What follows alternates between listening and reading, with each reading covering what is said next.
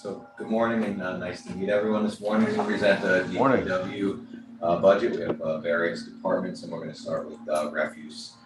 Michael Sicali is going to present the budget. He's our recycling. Good morning, everybody. Michael, do you guys know everybody here all the time? You know me, but you know Jeremy. You also know Chris, one of our town board members. Nice to meet you. Sorry. And Vicky Tip. Sorry I'm not there in person, but had a COVID encounter and feeling under the weather, so. All right. Yeah. And the group is completely appreciative of his efforts to not get us sick, so thank you.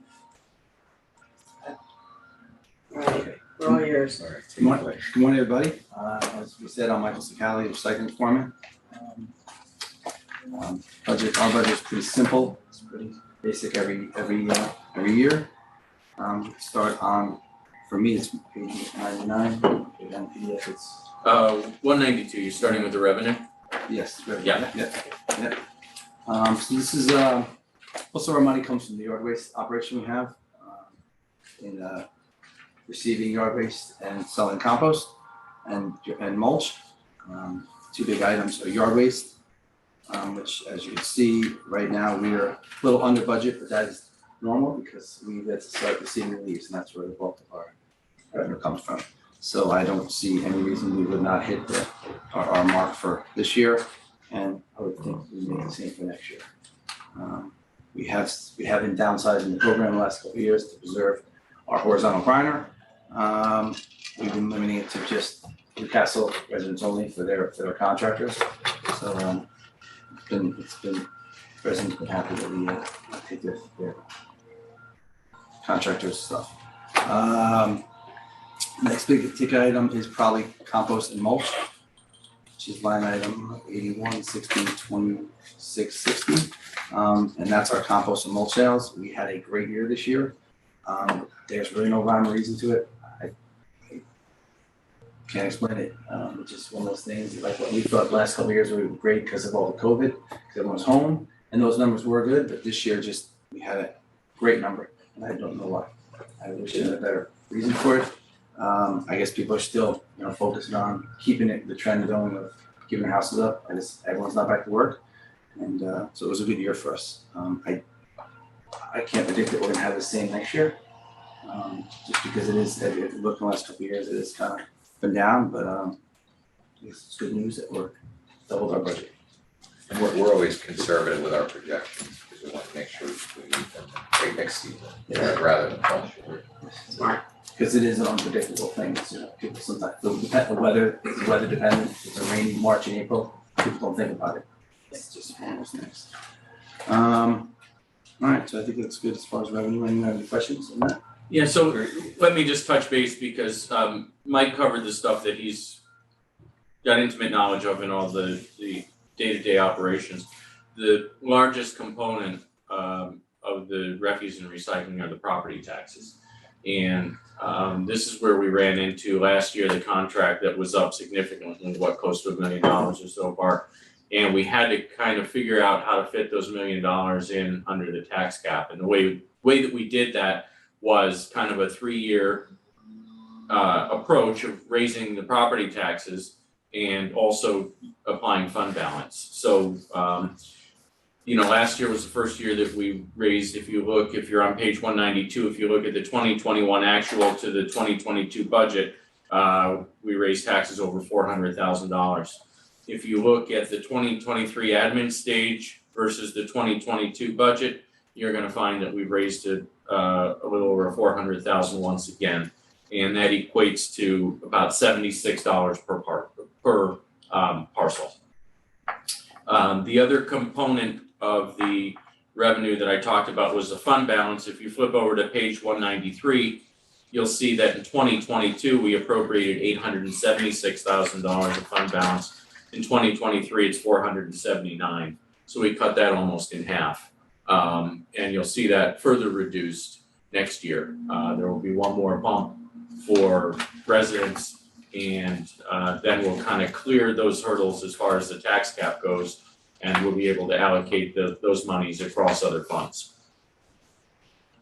I'll just stop and see if anybody had any questions, Jeremy or Christian, or Lisa or Vicky on that.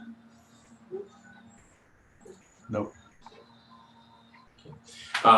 In the schedule that I laid out last year and that I kind of went over a little bit last night with the projections of fund balance, that will still leave us in a good spot in the refuse and recycling district. Once we finish next year, we'll still have a reasonable fund balance in there, and as Mike talked about, we kind of slowing down our operations. We've done that probably for the last 10 years. We've kind of ratcheted them down because we're trying to nurse the horizontal grinder through. I think we've come up with a longer term plan. We've vacillated back and forth between buying one and other options. And I think we've settled on a smaller machine that'll still do the job that we need. Is that correct, Bart? That's what we're looking at now. So every year we explore our options for the yard waste. The horizontal grinder is a 2004 machine, so it's 18 years old. It's a significant investment, and that's the way we've been handling the yard waste. The other option would be to pay somebody to come in with their own machine and grind that. We got pricing again this year, and that's about $26,000 a week. Yeah. And then the other option is to have somebody come in and just truck it away. So those are the three options. Initially we thought replacing the grinder would be close to $1 million, but we found some grinders that are a little bit smaller. So we feel if we right size it, we could get one that's more economical, maybe $650,000. And that would be. See, it's only in that context that $600,000 seems like a Yeah. bargain. That's interesting. But is the smaller one gonna be appropriate for your needs and last as long? Yes, yeah, it would be appropriate because we have scaled back the operation. When we initially bought the other grinder, I mean, we were selling like $300,000 a year of mulch, and now we're back to like 65,000. So We were accepting Yard waste. yard waste from Anyway. Landscapers, yeah. but not even from like landscapers or persons anyway. And so we've really scaled it down, just that makes sense. Got it. And what about if there's, you know, we seem to get storms a lot, will it be sufficient if we have to pick up a lot of debris from the road and then we wanna? and we will make sure it will be. And we're looking at grinders now. We've looked at a couple of ones, and we have a couple more on the list. But that is another advantage to having our own grinder as opposed to one of the other two options, to give us flexibility when these storms do come up, because we get a large tree. Yeah. And when you talk about that machine, borrowing that money over probably a period of 10 or 15 years, you're talking about spreading that out, so the cost won't hit us all at once. So we think we'll be in a good spot. Okay. An advantage of having a machine is, unfortunately, if we were to hire somebody out, when you do have a storm, everyone's gonna want to use it, so it's gonna be difficult to have Right. a machine we can grind right away. No, I agree, we should have our own machine. I'm just wanting to make sure that scaling We down don't is get not too gonna be small, right, right. exactly. Okay. Absolutely. And you'll see Mike will get into the expenses. I think we have about $60,000 a year now attributed to maintenance for our current grinder. So we feel if we purchased a new one, that we can drop that down substantially to almost offset the repayments. Yeah. I just wanted to mention one other thing before Michael gets into the details on the expenses. And that is, we're all aware we had a very big increase with our contract with Santa Pro. So this is year one of the contract. Next year is year two. It's a 3-year contract, 2 1-year options. And a similar community to us, the town of North Castle also uses Santa Pro. They went out to bid in 2018 and they had a substantial increase over us. Now we're higher than them. Theirs is a 5-year contract which ends at the end of 2023. So we'll be closely watching their bids next year to see what happens. Bart and Mike, can you guys hear me? Yes. This may not be a popular question, but I think it needs to be asked. I was speaking with the folks when they were picking up my recyclables, and as we all know, the market for certain recyclables doesn't exist anymore. And I said, let's be realistic, guys. I see you constantly mixing things together. It wasn't an attack on them. I said, what happens? What's getting recycled? What's not? And they basically said to me, the tin gets recycled because there's value in that. but a lot of the plastic and things just get burned. So we're paying to recycle things right now that are just being burned. So my question Being what? is, Burned? burned. He said they get like, it gets, They're burning plastic. that's what he said to me, it just gets burned. Now, if that's true, and maybe you might know, Mike or Bart, if that's true, we're paying for a service that in good faith we want to do and pursue, but if they're really just destroying it with any other garbage, why are we paying for it now if there's no market for it? And that can be revisited if and when there is a market. So is that something you're aware of? Is that accurate that certain things are being burned that don't get recycled? Do you know if that's accurate? And if I'm so, unaware of that. okay. That's the first I'm hearing of that. As far as I see on the bills, we are being charged to have it recycled. Is there a way that we can confirm that? I mean, maybe the gentlemen who pick up the garbage, the recyclables are misinformed, or maybe they're not. We don't have an option not to separate out our refuse from our recycling. It's the law that we must recycle in New York State. But we were doing single initially, and if they're not really parsing it out, does it make a difference? I guess is my ultimate question, because single as opposed to double was cheaper. Well, Was the it not? paper, we get paid for the paper. I mean, separating out the paper definitely is a benefit to us because we see money back from the paper. I thought it was more expensive when we had dual stream as opposed to single. As far paper, there is still money in it, not a lot, but there's still money, and that does get recycled. It's extremely valuable. He is correct in saying that the tin is the most valuable part of that stream of the bottles, cans, and glass. But that's the first I'm hearing. As far as I know, they are recycling. Correct, yeah, and there are challenges in the recycling markets, Yes. that's for sure, and our disposal cost for recycling is higher than it is for garbage. Yes. So the bottom line is that are going up and down, so. We're stuck. There's not much, no matter what they're doing, we're stuck. I think as Jill said, it's the law. We have to recycle. And I believe, I think you're probably right, Jeremy. I think some of it probably does. There are times in the market there is no buyers. It's a money-making operation. If there's no money to be made, there are times I'm sure where it does not get recycled. But I think I don't think that's a common thing. I think it happens occasionally. I don't think it's an every week thing. All right, so I'll just make it very clear. I'm not advocating for burning recycling. I'm just questioning if it's not being recycled, then what are we paying for and why? Okay, thanks. I apologize.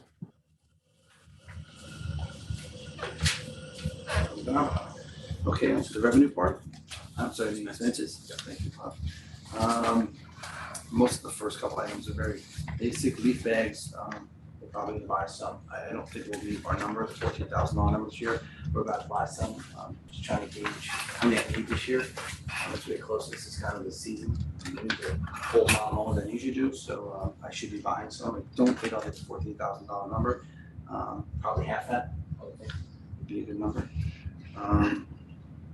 Recycled container bags, I'm pretty much gonna meet that number. Down to the big items, as Bart mentioned, 8160-0480. We have a $60,000 budget. We're only at 21,000.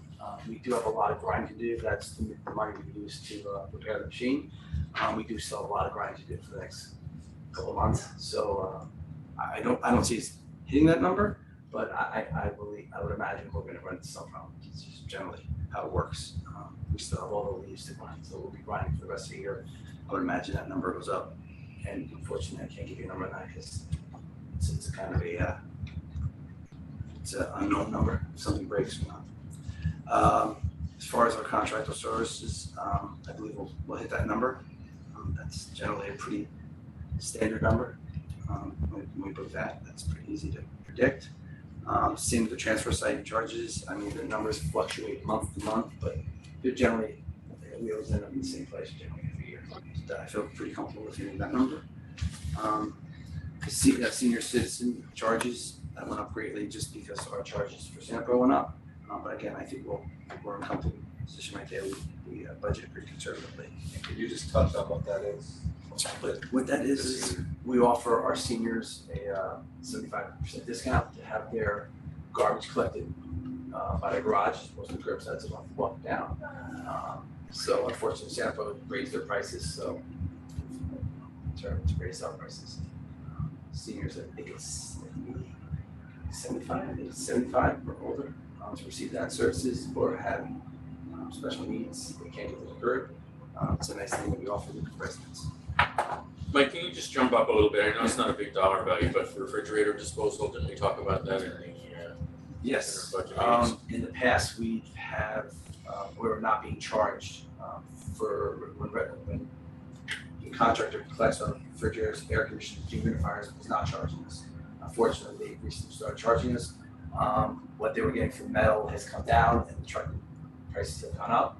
So unfortunately, we're not being charged. So residents now pay a pass-through cost of $30 for refrigerators and $20 for dehumidifier and air conditioners. Yeah, not a big effect on our budget either way, but I just wanted to point it out because it is a big, we increased that number quite a bit, so. We should influx the revenue because now we do charge for all those items. So it's So it should be offset. more or less. I believe that's one big ticket items. Do you have any questions? I have a question, not so much on the budget, but just in general. Can you talk to me about how the food scrap program is going? It's actually, our numbers have come down last year or so. Initially, I thought it was COVID. I'm guessing now, at one point we were doing 13 to 14 toters a week. We're doing like 7, 8 now. My guess is some of the older population has moved out. I think that's when it was doing when it started. I think some of the other families either don't know about it or are simply too busy to just miss it. There's a lot of older people did it. I don't see the younger people interested. Does it take a lot of time? Like I do it, but I have my own composter Yes. at home, so it doesn't, I don't bring it here, but what, how much like time is that taking from you? Is it, do you think it's a program we want? I've heard, you know, from our SAB that maybe they wanna think about getting somebody to come curbside and pick it up, which would then alleviate the need to have it by you. What are your thoughts about it now as it's Is been that in true? progress? I thought it was in addition to having recycling. I don't think we'll ever, it's similar to, you know, Paul's going to flat, we take all that, take curbside, so even if we go curbside, I would imagine some residents still don't take out. There's residents that might couple times a week. Is someone sharpening a pencil? It's the gas leaf blower outside. Oh, okay, thanks. That's a heck of a pencil, just so you know. Yeah, I was just not sure what was going on there.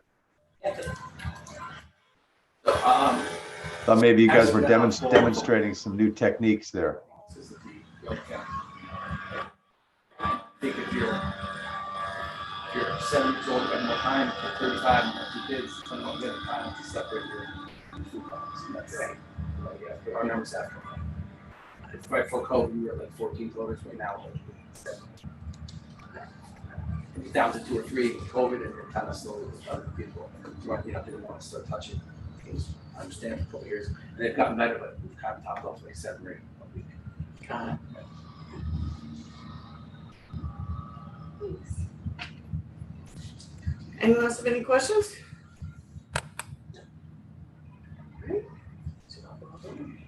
Do you wanna do the commercial refuse districts, or do you wanna do those later? Yeah, I mean, we can talk about them. Commercial refuse, starts really on page 200, and the commercial refuse districts are, CR1 is Allen Place, and CR2 is the South Greeley parking lot, and that's just where we contract. I think we piggyback on the school's contract actually for this. It's a joint bid, we do with them. Yeah, but it's with Santa Pro as well. And so the merchants in these 2 areas, dump their garbage in the dumpsters, and it's in Santa Pro collects it, I think 5 days a week. Is it 5 now? No, it's not 5. No, It's like 4 days. 4 days. It's a variable. Yeah. Okay. But either way, the town then goes back and bills these merchants or owners for the service. So CR1 and CR2, there's really not much in the way of changes. I think you said the contract did not increase next year, is that correct? Correct, yeah, so that bid was in June based on the school's fiscal calendar, and this year was no. So very little change in that over the years. Can you explain to me how that works? Do they pick up the refuse from dumpsters? Yeah. Okay, not the individual trash cans No, in correct. town? Right, so the merchants have to bring, there's a corral in each of these lots where the merchants cart their garbage to and it's removed, I guess, 4 times a week. And how are the individual trash cans handled on the street, on the street? Part of the residential, before they go out into residential, every morning they do the trash cans. So the Every residential, morning, is that every weekday yes. and not on weekends? No, not. Because I've noticed some overflow in some of the trash cans in town on the weekend especially. Right, for the And guys since do we've them on been lucky enough to Saturdays. get Yeah, Franny's, I mean, and we do split the it's great, populace. yeah, I mean, it's been great to have all these new businesses in town, but that comes with. Right, so we've actually Or- asked the businesses if they can assist us on the weekends, so we do it every day. Right. Cause we do it Saturday, we have the recycling center open, Yes, and then we have somebody pick them up on Saturday, but not on Sunday. and the busy ones we do twice, we do it first in the morning and then we do it right before we go home. Unfortunately, Sunday, if you're seeing overflow, it's probably on Sunday, and it's Yeah. usually. I think so, yeah. This is Yeah. Franny's an ice cream shop. Yes, Yeah, 'cause It's we right had in this, town. Yeah. okay, we had the same issue with Paul's. so we give them bags, we ask them if they would just take in. Yeah, I mean, it's, Yeah, empty- Franny's is empty great, the it's garbage really for us. wonderful, but yeah. But it's impossible to sit in the Allen Place area or anywhere in town, even, near the Bell Field. The trash is overflowing. That's, It's yeah, that's not unpleasant. Allen, so Allen Place. I mean, not Allen Place, Southwick. Marion Civic, Miracle Place. Place. Marion. Oh, that's actually, so You're the is that city. because of the dumpster, is that the issue with that dumpster? No, they're overflowing trash cans, at least a couple of times when I was there, it may not be all People the take time. their Oh, across the Franny's street. or other Okay, things got and it. they Yeah, walk there are very around, few they, places to sit in town and that's a nice place to sit, and right across the street from Franny's and the trash cans are overflowing. We'll make sure Yeah. that Santa Cruz is getting it and that we're getting it on Saturdays as well. Cause that can is kind of out of the way, we'll make sure it's not being missed or something for sure. yeah, I would have to make sure they sweep the whole street. And let us know Okay, if sure. how it Yeah, goes, see if you one. see any Yeah. improvement or not, just try Yeah, I mean, I think these sort that are, out because that's not something. these are new swap. trends, Yeah. so, yeah. And I've talked to Philip at Franny's and asked him also to make sure that they're having their guys empty the garbage and hold it wherever they hold it for Sunday so they can pick it up Monday. Yeah, they don't have to hold it, it's, they have a cart in the back. Oh, They- yeah, they have that's access there, to it, but- yeah. Do what they will until Sunday. And we are working on redoing the enclosures behind the Bank of America for that area as well. We redid some of the wood and they're restaining them because they're in disrepair, so those will all be done before the winter time, so. And how about the ones behind, right here? Behind the village market, Village market, those, yeah, because I get complaints about that one all the time, people taking pictures that the doors are left open, there's garbage overflowing all the time. So are there doors that are working on there? The ones behind Village Mark don't have doors, that's open. Yeah, so. Can we put a door on there, No, because because it why doesn't- not? Because the clearance. All 3 sites, as Jill's saying, are difficult to get to, they're having a very difficult time. And the doors that you probably are talking about are by Bell School, they're always breaking because it's very difficult for the guys to make the turn. It's a hard turn to make. But dumpster should be, I don't get a lot of complaints about either the garbage downtown or the dumpster, so let me know. and your staff, you check them every Every day, day. right? Cause Yeah. sometimes people will leave bags outside of the one behind Village Market and then you have to put them inside of the compactor. Thursday, we just had problems, someone came and dumped 2 pickup trucks full of garbage, someone just drove in to dump stuff. So when the Centerpoint guy got there was a pile of stuff, he's not gonna get out and move all the bags, it was a lot. So that might be something to see, that's, we come in next morning, we clean it up, but overnight, there's not much we do. Right. So the one behind Allen Place, in the Allen Place lot is compactor, so it should never overflow. Yeah. So if you're seeing that, Yes. I don't know and if it's it's, by I just, people, yeah. then it's by merchants who don't have access, or it's by someone who doesn't have access via a key Yes, to taking disposal. oh, there's a generally. key. it's generally Yes. residents that just come out. So it's like, it's a different problem, that's just not, that's happening. It's not an indication of our. No, I wasn't you know, saying it our was. refuge district, just, Yeah. But no, most of the that's merchants are right. very good about placing their stuff in the compactors, but like you see something, like I said, Thursday, we had somebody dump a whole pile of stuff there. Right. Wow, Yeah, I it's just a get chronic residents problem. sending me pictures, Yeah, but I it's know just- it's not So you. so it's very interesting, in other towns, people have to pay out of pocket for bulk pickup. So when you see, household trash and construction debris that's like strewn along roads, in our town, we know it's not our residents because they don't need to dump it there. They can literally leave it at their curb and Centerpoint will pick it up free of charge. It's just that as people are traveling from one spot to another, out of towners will take and dump stuff out because they have no way to dump it without being charged for it. But if we're having a chronic problem, do you think we should install cameras? Is it worth the cost of doing that as a deterrent? If it's a real problem. It's not we haven't seen a huge problem with it, it does happen occasionally. Cameras would be great, what are we gonna do with those cameras? We really. Well, you might get someone's license plate number. Well, if and- you and combine it record with signage too, Yeah, as a deterrent mostly. under surveillance, no, dumping We have or, power there. As long as the it's possible. signs aren't unsightly too. right. I don't see it being a huge problem, but you guys are clearly seeing it on Sundays, I'm not seeing that again. Could you please forward the complaints line? Yeah, I'll Just so that forward, they I'll have forward it. them to you. I know it's not you guys, I know it's people leaving No, things there, but but it's a matter of that, this way that he has a better Better picture gauge. of what's going on. Yeah. Yep. And where the problems are. I can send them. Okay. I know they're never there long, so that's why I don't Yeah, bother you with it so much. I was thinking we could just put a door on it and then, but I We collect understand what those- you're we saying. collect those 6 days a week, the only Yeah. day we don't do it is Sundays, we're not at Monday through Saturday, someone's checking on compactor Yeah. anymore. Make Okay. sure they work for the merchants, cause they do occasionally breaks, we have to know first thing in the morning, we have to work on it for the parts. Yeah. So it's something we do first thing in the morning. Okay. All right, perfect. Thank you. Alright, thank you. Good, thank you, everyone have a nice day. Thank you. Thank you, guys.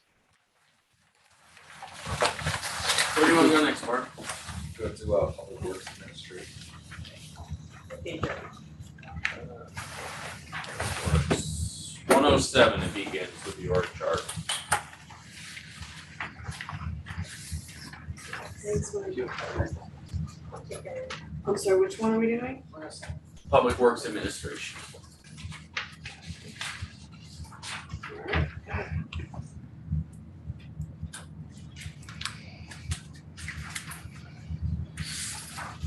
So for next year, we're maintaining the current level of staffing. We're planning to have some promotional opportunities in highway and water departments. For the administration, it's myself, Tom, Julia, and we have Mark, he's our other office assistant, he's holding down the fort today while we're here. Bella's our part-time, she's been a tremendous help since she came on in the spring.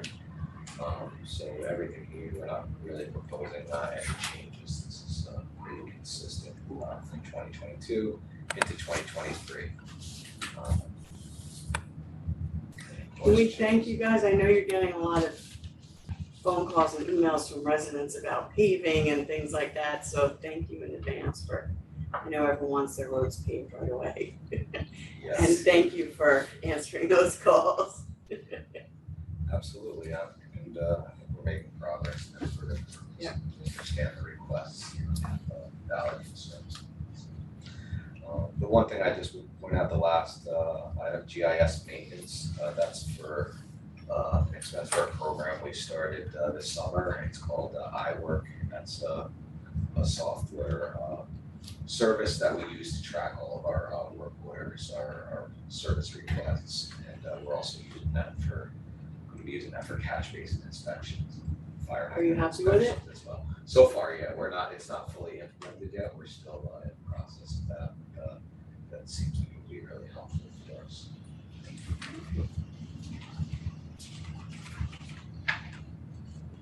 If there aren't any other questions, I'd move on to buildings, grounds. That just continues under Department of Public Works, page 112 on the PDF. Can I just one quick question, the special projects that went down by like 84%, what's that decrease? Was that the COVID supplies, right? 16-20-05-30? Yeah. Yeah, so we used, that line was created just for COVID expenses, and that was for masks, for when we put up partitions, that was for special cleanings that we had. Got it.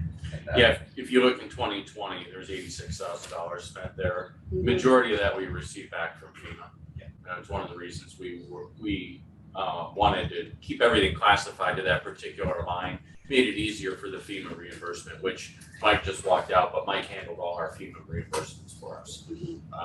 He's, I think, currently assisting with a couple others. Yes, so Michael did a lot of work on the FEMA reimbursement for COVID. He did a lot of work on that for Tropical Storm Eastside ES, which we're finally almost closing out, and he's continuing to work on that for Tropical Storm Ida. Michael and Tom are doing a tremendous amount of work on that. That was last September, over a year ago. It takes a lot of time. Most of the small work that we had to do for trees and washouts, that's all completed, but we still have 3 large projects that we're working on with FEMA from that storm, and one is the pedestrian bridge.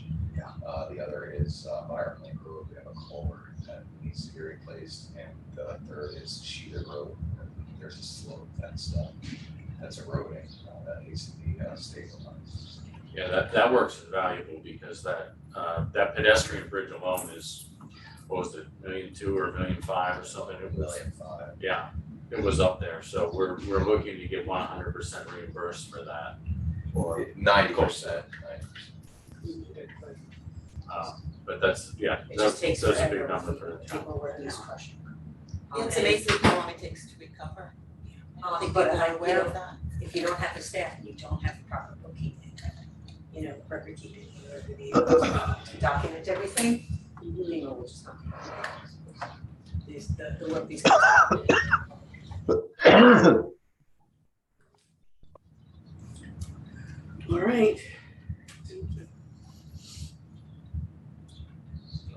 Buildings and grounds starts with the A1620 lines, which is for town hall.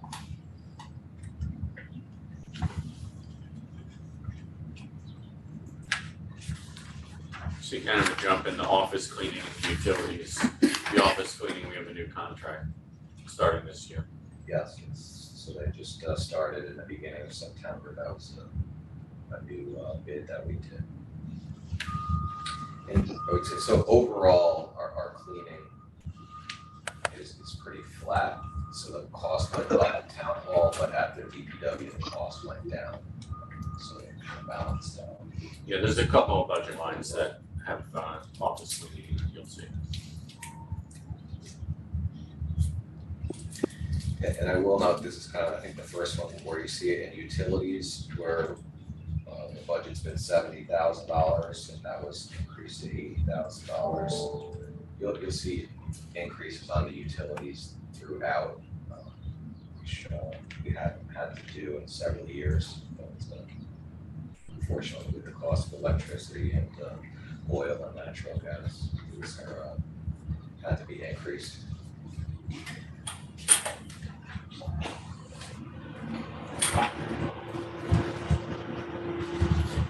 So the salaries are for the building maintenance department. We have 4 full-time employees there.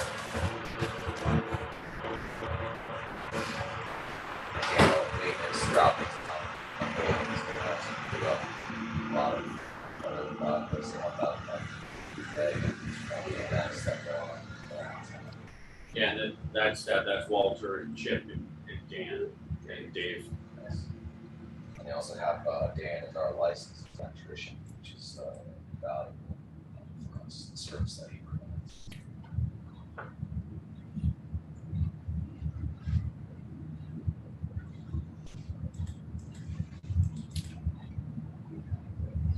So on the second page is DPW, and you'll see here the office cleaning went down. It was 29,000, and now it's 20,000.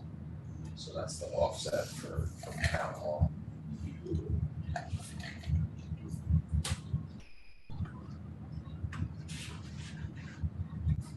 Nice, you have a big uniform at the booths. So that will, yes, that will change every other year. So by the union contract, every other year we get to new uniforms.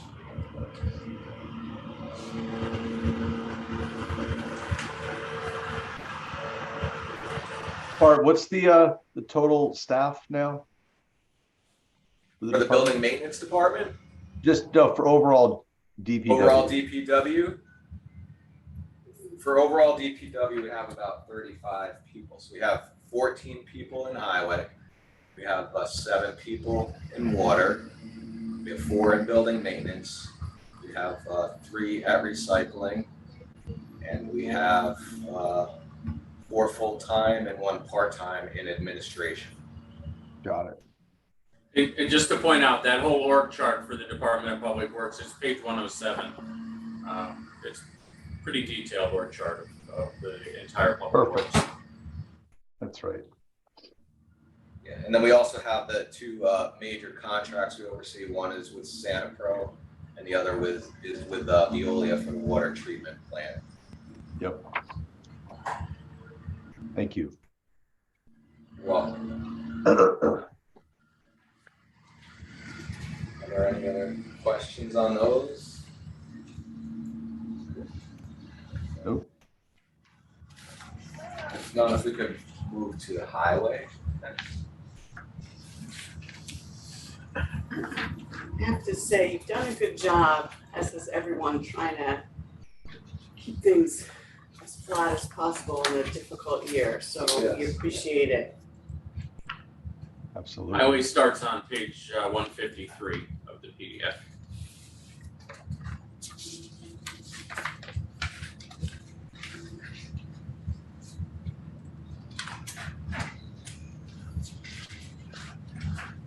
Would you like to talk about the? Yeah, I can talk a little bit about the revenue and the property tax and how that number is derived. The property tax rate, when we talk about that, is it's a combination of the general fund and the highway fund. It's the only 2 funds that pertain to every resident in town. Things like the water district, refuse district, they pertain to a vast majority of the town, but not every single parcel. So the general and highway are kind of talked about together, kind of combined together. So we really back into that property tax number by first coming up with the expenses, the number for the expenses that we need, and then how to fund it. So it's kind of a trade-off back and forth between general and highway as to that number. So if you see in Jill's budget message, the number quoted for the tax rate is combined for the highway and general fund. And Barb, maybe if you want to talk, I think maybe there was a little bit increase in the CHIPS money. Other than that, most of the revenue is stable year over year. Yes, there was actually a new program that the state started this year. They called it POP. They have all these acronyms, so that's Pave Our Potholes. And it came along with $50,000. So we're particularly fun. Yes, love that program. We'll take whatever we can get. Yeah, so between our CHIPS revenue is $288,000. There's a Pave New York program, $76,000, and extreme weather recovery of $65,000. So all total, we get $479,000 from the state, and we use that for road resurfacing of the roads. When did the asphalt plants close yet or not yet? No, usually early in December.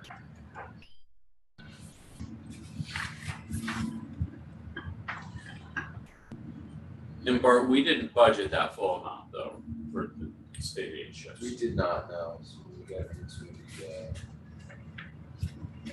the next page, the state aid chips. We have budgeted for 2023, $365,000. So again, we're always conservative with that because we don't know that the top program is due. The chips has fluctuated.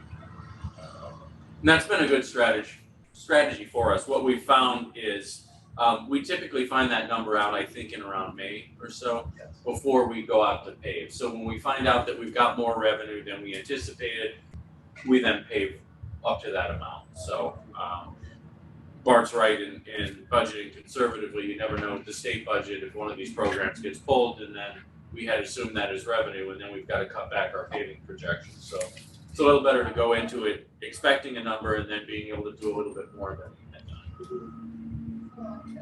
Just one Art, other. do those costs for chips, are you allowed to use that money for the ancillary or the related costs for the road? So if you're working on the drainage, can you use CHIPS money for that, or is that solely for the actual paving? No, there is a list of things that you can use it for, and I think you could actually even buy equipment with it if it's long-term equipment, but we have always strictly used that for resurfacing roads. Gotcha. Yes. And it only represents about a quarter to a third annually of what we pave. The remainder of that is just funded through the tax levy. I'll point out one other revenue line. It's on page 158. It's the appropriated fund balance. So this year we're not allocating any fund balance from the highway fund. The last couple of years we've been appropriating fund balance. And we're still in a good spot with the fund balance, but I want to leave it there in case we have a rainy day. And rainy days happen. When we went back to Hurricane Sandy and Irene around 10 years ago or so, we had to front all that money. FEMA reimbursed us for it, but some of it came 3 years later. So we need to have a little bit of a nest egg there in case we encounter any of these storms to be able to front the money on any of the cleanup that's required. And we had a lot of tree removal, tree work, highway overtime, and that type of stuff during that time period. So that's why we've chosen not to allocate any more fund balance out of the highway fund this year.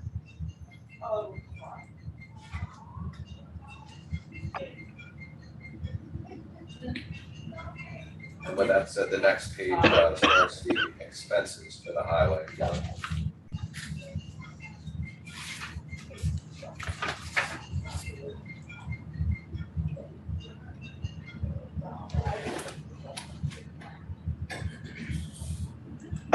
There's all the salary lines and the overtime line here. This is very dependent on weather, as Rob was just talking about. If we have a storm, that makes a big difference. So you can see back in 2020, we were $121,000, but in 2021 we were $61,000. And that was 2020, I think, was East Side ES, and we had a lot of cleanup after that one. For 2021, we had Ida. Thankfully, our cleanup was a little bit more limited on that, but we do have these larger projects that we're working on with FEMA. So $80,000 is kind of an average number. You know, some years we're above it, some years we're below it. So far this year, we're tracking to be well under there. We don't have any. Which line is this part? I'm sorry. This is the overtime line, the D5110-0102. And this is for highway overtime. This is not for snowstorms. That'll come later. So this is for regular highway overtime that we use during paving, for when like trees fall down and that type of stuff. Got it. Okay.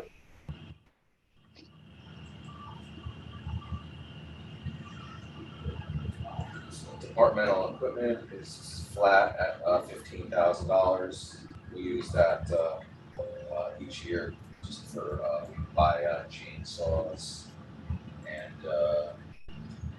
just miscellaneous hand tools, and also we are planning to buy a drag box, asphalt drag box amounts that we use for patching roads. Vehicles, we don't have anything in the vehicle line for next year. We were able to order a pickup truck this year. I think that one we ordered over the summer finally. So we're hoping in about a year to have it. We'll see. We ordered. we'll see. We ordered one small pickup truck at the end of January this year. Supposedly it may be here in November. So we were just glad to be able to order.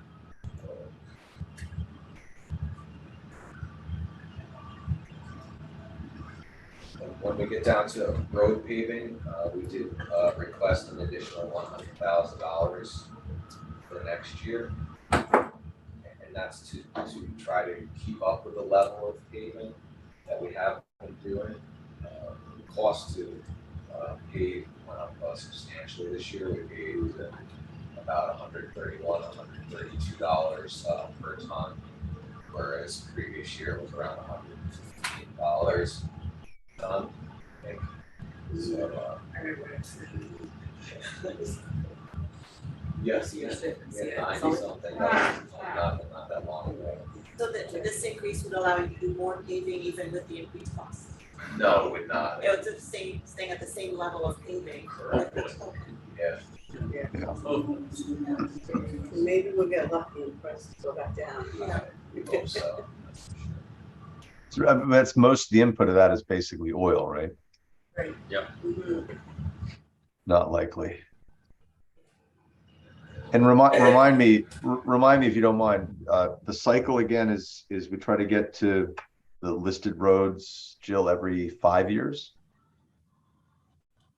I'm sorry, I didn't. He wanted to know, he The asked paving about cycle. the paving cycle, the Oh, amount every of, 5 years, I just didn't know what was the cycle again? 30 years? Right, so I think now we're funded at about a 20-year average, but we need to just keep in mind, so we have some roads that have much higher volume than others. So we know, because we had to do some studies recently on Road Lake Road, because there were some concerns about intersections out there, and that road sees 5,000 to 6,000 cars per day.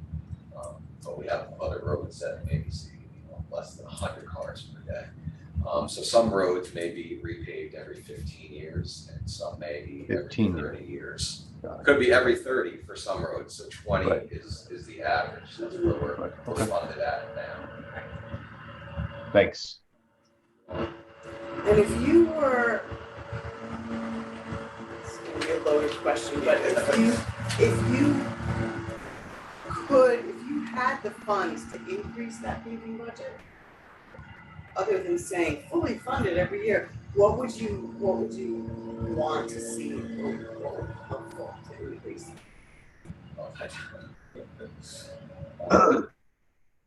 And it depends on the paving price. So this year, and I have just a breakdown. So for paving, we spent about $1.3 million this year, and that was to pave 5 miles of roads. So that's about $265,000 a mile. For microsurfacing, we spent about $240,000 into 2 miles. So that's about $120,000 a mile. Bart, could you just repeat that last part? Leaf blower got in there. So the 265K a mile is for paving. Yes. And then the next part was? We did microsurfacing. We spent $240,000 to do 2 miles, so $120,000 a mile. And that's a pavement preservation that will extend the life of the roads. Right, so that's like when you see, patches that get filled and stuff like that? The microsurfacing covers the whole road. It's like sealing a from driveway. edge to edge. Okay, so it is actually sealing the whole thing, because I've seen some roads where there's like strips and there's all sorts of gravel on it afterwards. What is that? We call that sheet patching, and that we do ourselves. So the microsurfacing and the paving, we hire contractors for, but that we do ourselves. So this year we spent like 1.55 million. And 1.3 million paved 5 miles of roads. Yes. And then the sheet patching that we do just as needed when roads get particularly bad? Is there a cycle for that? That's dependent on the condition of the road. Got it. Okay. Thank you for that. Very helpful. So I would say, to answer your question, kick me in the leg, but we could probably use $2 million a year. 2 million? Is that what you said? Yeah, that's what he said. Okay. 2 million, just to point out, 2 million puts us about $950,000 over the salary, or the tax cap at the moment. Yeah. So, Yep. Question. so, you know, and I'll point out, and Bart's done a great job, and we go back to, and I point out because it was the moment in time that we really changed the philosophy when Lisa, Rob, and Adam got elected, and you know, as a group, they saw that we were paving sometimes zero, sometimes $100,000 or $200,000 a year, and we've steadily increased it since then. And you know, this road paving line has $1 million in it. If you jump real quick to page 161, permanent improvements, we kind of combine those two.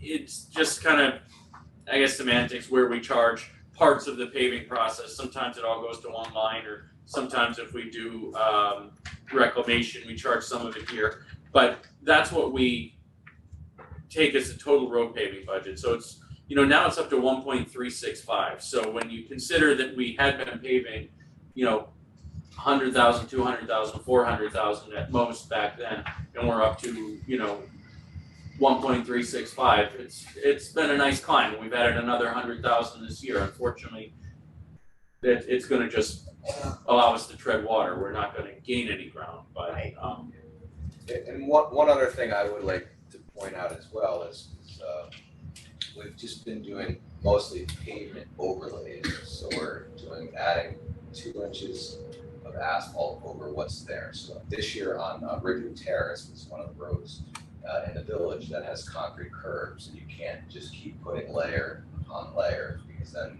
the curb reveal disappears and it causes problems. So we had to do milling. So they came with a milling machine and they milled out the 2 inches before they put the new asphalt in. And there's several roads in the village that will need to be paved within the next few years, so they will need to be milled as well. And some of the other town roads eventually, so that just increases the cost. Yeah. So we've been trying to really maximize the budget that we have. In years past, we had been doing reclamation where they grind up the whole road and grade it before we repave it. That was under previous administration. We found in surveying the roads, we don't feel the reclamation it is doing a good job at keeping the roads fit for a long service life. Some of these roads we see beginning to crack and crumble within 10 years. So after the reclamation process, we've put this 2-inch overlay on the road. Really, if we wanted it to last longer, it should be a 4-inch overlay. But then you're talking here from your 265 goes to $530,000. Right. You're not getting any miles of road paving you want. Right. So these are just all things to consider. And are we finding kind of drainage issues if we keep raising the roads like that?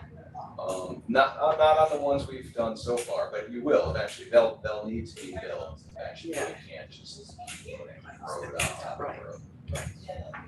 So I'm just curious, if you're on a, say, a 20-year cycle, are you still catching up from those previous years of very little paving? yeah, So that at some We've made point, headway, yeah. so that at some point, maybe in the next 5 years or so, I don't know how you account for those 20 years. At some point, when you reach a certain level of paving, that the town should be overall much better paved with this current cycle that you have here. But right now, you're just playing catch up a little. We have made significant headway, I would say, with the increased funding and the increased work that we've been getting done. and I think the refuse contract, we keep going back to that, but when you look at the tax cap, and we were allowed about 860,000, I think, to increase the tax levy when half of that was taken up by the refuse fund. And then you're looking at, what else do you have? Employee benefits, you have salaries, you have liability insurance, contractual stuff that you're required, utilities that are going up. Where does that leave room? And, had we not been hit with this increase, we might have been able to put more money into the highway each year. So, we're finding, and we may find, we talked last night a little bit when we present the financials in May, and when we talk about what the fund balance is, this could also be a decision that we make at that time. And we did do that 2 or 3 years ago when we liked the financial results from one year. We said, okay, we're going to pave an additional 200,000 or something like that. So that again could be a decision once we know from the prior year, and all that information, the CHIPS money, the financials, that comes out in May, and that's plenty of time for Bart to react to be able to alter his paving plan for the year at that point. Anyway, so just for reference, so we have 105 miles of road in town. So we gave 5 this year, so that would give you about the 20-year average, plus we did microservicing on 2 miles of road, so 7 miles. That's starting And we that 20-year average. was this the first year, at least in a while, that we've done the microservicing? I don't recall the correct. We haven't done microservicing since 2005. So at one point in history, oil and chip was tried on a whole bunch of roads, and that did not go over well. That's a much lower cost resurfacing option. But the microservicing, as you can see, is much less than paving, so we feel we need to explore. So that's another option for keeping our roads in good condition. So I think that went fairly well. This year we did develop 7 roads, 2 miles of road, and only 1 road I think we had some complaints on. But when you look at the overall of what we did, for the most part, I people think that was were a accepting. misunderstanding They were of well received. what we were doing on there. Yeah, they were kind of complaining because they thought it was repaved and they didn't think the repaving job was Right. done as well as it should be when it wasn't repaved. It was Right. microsurfaced, and which is sort of like a stopgap, I think, before you pave it, right? Right, yeah, it's a preservation. Yeah, It will be paid, but it'll be years. so we should make sure going forward that if we're microsurfacing instead of repaving, that we sort of send something out maybe. We did, but I don't think people understood that there was a difference between the two, so when we. Right, when we we might sent need to you- make it a little When clearer. we sent emails, explanatory emails in response to their comments, we were very clear about the fact that this was actually a precursor to paving. Their road would not have been eligible for paving at this time, and this was our attempt to take it basically public life. Right. I think, Lisa, it would be worth, it's the 5 miles I was remembering. Sorry, Jill, I said 5 years. It was the 5 miles that we do. At least I think it'd be worth explaining. I'm not sure, maybe in a meeting, supervisor's report or something, just sort of like an FAQ on paving, just so it's out there. Because all these different levels, people see the sheet patching, for example, and they'll say to me, like, what the heck is that? Is that it really? Is that what our road is going to get? I'm like, well, no, that's not paving. And then, the 5 miles on average every year, and the fact that we have 105 miles of road in town, I just think people have no idea. And the fact that it costs an enormous amount, and the fact that oil prices have more than doubled in the last, year plus. I mean, I think all those things would be helpful FAQs.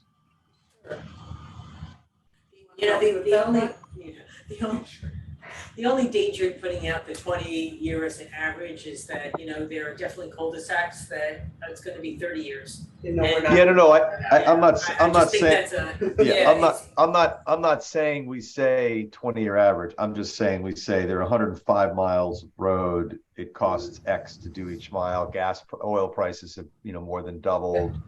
We wouldn't need to get into an average, because you're right. Then someone will pop up and say, I've lived here since 1972 and my road has never been paved. And they're probably right. Right, and I have to tell you, some of those roads are in better condition than some of the newer roads. That's the other thing, is that the quality of asphalt is uneven at best. Yep. Kind of that characterization. some years, we find out 5 years later that, roads deteriorating, that, there's not a reason in the world that should have happened, and yet it did. So, Years ago, you could expect 30 years wasn't reasonable, but it's not anymore. And that brings up another point I mentioned. So this year, for the first time, we hired an outside inspection firm for when we were doing our paving. And they test the materials and the compaction work. Because we are putting significant money into this. We want to make sure that it's being done properly and we're getting what we're paying for as far as materials. And then just a quick question, we can move on from paving, but the 105 miles of roads, does that include state roads that we're not responsible for? It's only the town roads within Got it. gas. Okay. And have you found DOT to be slightly more responsive in getting some of our state roads paved? They're doing pretty well. I mean, I know they're earlier this no year, wood. we gave them an assessment. Yeah. They're still working in code now. Yeah. They finished most of that since the 100. Did they get to 100 yet? Did you see? What are you gonna come back? I know they got 133. Yeah. I think they still Yeah, sticking with and I do have to tell you that Mark in DPW was really helpful. And we also got a call from Assemblyman Burdick's office because they did not restripe the crosswalk at the North County Trail at 133. When the striping contractor came through and they got comments over it, and that Jay was driving through over the weekend. It was like, they didn't put the crosswalk back. I'm like, what? And so Mark was great on calling up DOT, and they're temporarily walking in tonight, which at the very least acknowledges the fact that they know they have to put it back. I mean, we do have the beacons on either side. And we can't do anything there because it's a county road. Is that right? It's a state road. It's a state road. They can't just, I mean, in a situation like this where it's a real hazard, we can't do that for them and then have them reimburse us. They're striping. The council advised us not to Got touch it. their roads. Okay. All right, well, I guess so what do we do then? Can we put then stop sign? I mean, how do we then Well, there are signal to? beacons. We have We cross have beacons on either side of it. Gotcha. People just need Gotcha. to push the button and it will work. Gotcha. But yeah, they're putting the temporary up tonight, and we're hoping that Cool. means that it will be, striped by the end of the week. That type of stuff, they're pretty responsive. Yeah. They have to be, that's a lawsuit. Okay, They're on next. yes, Yeah. all right. And then, so the next line below road paving is road maintenance materials. And this is the line where we do the work ourselves. So this is mostly primarily for asphalt that we buy and put in place with our own employees, potholes and the sheet patching and whatnot.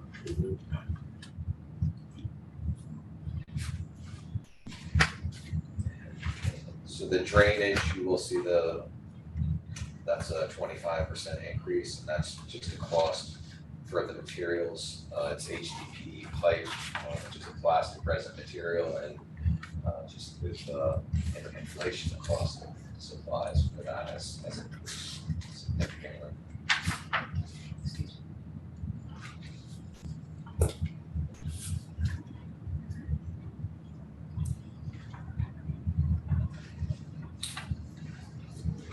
And then on the next page, there's GIS maintenance, which is again, that's a portion of this that paid for the iWork program that we put in place.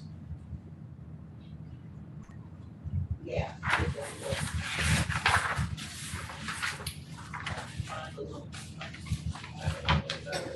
Following down more, there's the D 5112-0480-0020 permanent improvements line, 365,000, and that's just the expense that offsets the revenue for the state programs.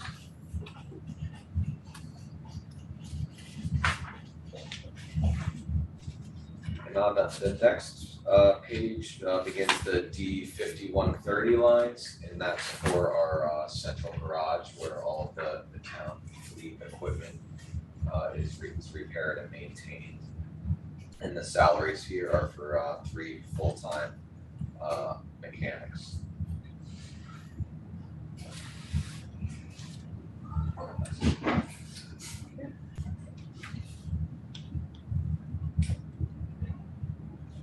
And on their line, you'll see a departmental equipment that's gone down. So this year we purchased a new lift for the mechanic garage. So last year we had requested that, so there was an increase. And now that we have that, we're kind of back at our regular level for their equipment, which is $10,000 a year generally. What's this rental expense?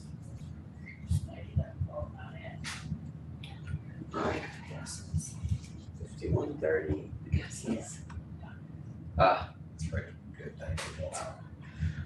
So we have in the mechanic shop and some of the other garages as well, we have tanks for oxygen and acetylene there for cutting torches. We also have some propane for heating stuff that we have. So it's just a rental expense for those tanks. So those tanks are tested and certified on a routine basis. It's not something we would purchase the tank. So it's makes sense just to rent due to the requirements of the inspection and certifying. On the vehicle maintenance and repair, you can see there's an increase there. Ordinarily, we have a number of about $100,000, and this is going up to $137,500. This is because we have several Mason dump trucks where the back part of the truck, the dump body is all rusted out and it needs to be replaced. And this is in an effort to keep these trucks in service and extend their life. And it's part of this is due to the difficulty in getting replacements for these trucks that we are planning to repair these and keep them going.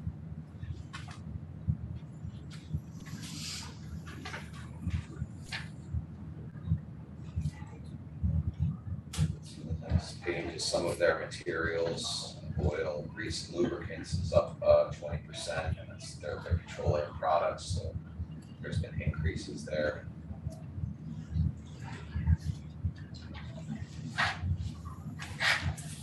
Sweeper repairs are up. We have 2 sweepers currently. One is about 6 years old and the other one is much older. So they have increased maintenance. We did order a new sweeper earlier this year, towards the beginning of the year, and that should be in before next spring. What will we do with the third one then? Will we still keep that, or is there any resale value or trade-in value or anything like that? We didn't ask for a trade-in quote. Typically, the last sweeper we had auctioned off a couple of them. So we'll evaluate what shape it's in when the new one's here. If it's still in pretty good shape, we would probably keep it and then ultimately auction it off. But we don't see a significant return on those. The last one we sold, I think we only got a few $1,000s. Is there a premium on those now, like there are vehicles in general? With all the equipment, there's significant lead times. No, not lead times. I'm sorry. Is there a premium? Like if I went to get a vehicle, I'm paying above asking sometimes that they're asking for. Is that similar to the equipment we have? We have definitely seen increases in the costs, yes. So like, I mean, even in highway, we already passed the pickup truck that we ordered this year. I think we had budgeted $30,000 and I think we ended up requisitioning that for $37,000, yes.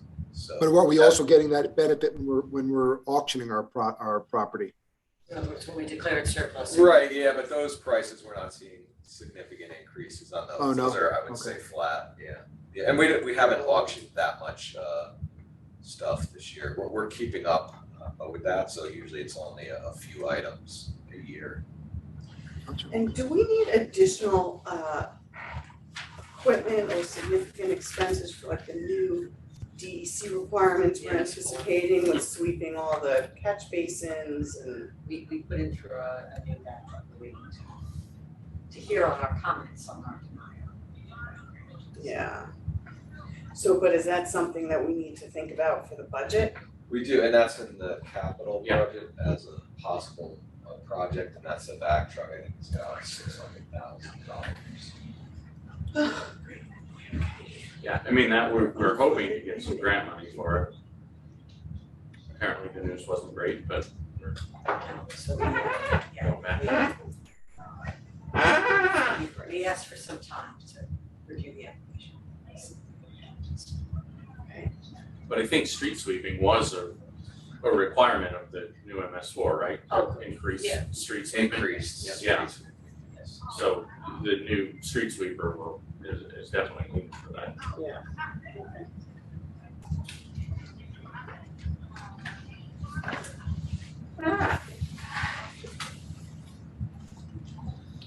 The next page is the D5140 line.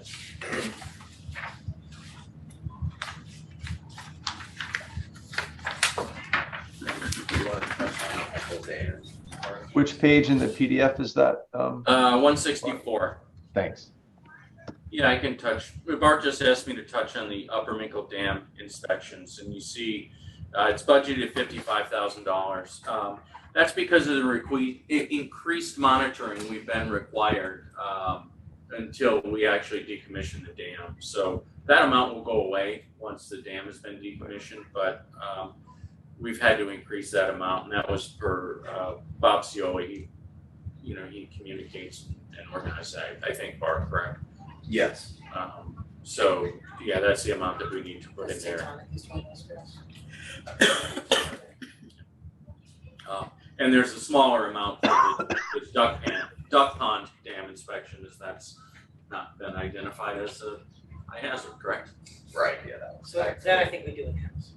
No, we still, Tectonic still comes. Yeah. Oh, for the duck pond, really? Yes. Okay. Yeah, we do our own in-house on a monthly basis on a name maker. Oh, I see. We need to in the big line in this department code is the brush and tree work, which is contracted out to Olmsted. So that 175 has kind of been a steady number. I kind of mentioned this last night when Christian was asking what were the columns going across the top, and you have the 2022 original budget's 175, the adjusted budget is 226. What that means is there was tree work that was encumbered at the end of last year, but not actually done. So you see, we actually only did $150,000 worth of tree work last year. We had some additional that kind of filtered into this year. Olmsted's sometimes a little slow once we've identified the trees and cut the PO to get them to come out and do the work. So that's why you see that number. But I think, Bart, you and I are both comfortable with about 175. Yes, that's been a very good average. And just again on that note, that's brush and tree work for fallen trees, storm damage, things like that. And then there's also presumably, like with roads, just kind of routine over time, examination, inspection, Yep. maintenance kind of work. Yeah, right, so Dennis is out and about identifying town trees that need to come down. Yep. Diseased, damaged, dead. And this is all to our outside contractor, Olmsted Tree. So we do some pruning in-house, usually like before we're gonna pave a road, we'll do pruning. Because that helps when they come through with the equipment, otherwise they're hitting the branches and stuff with the paver and the trucks. So typically we do pruning roads before they're paved. This is for all work that's hired out to the contractor that we can't do in-house. And a lot of times when trees fall down in the road or on the side of the road, we do those ourselves.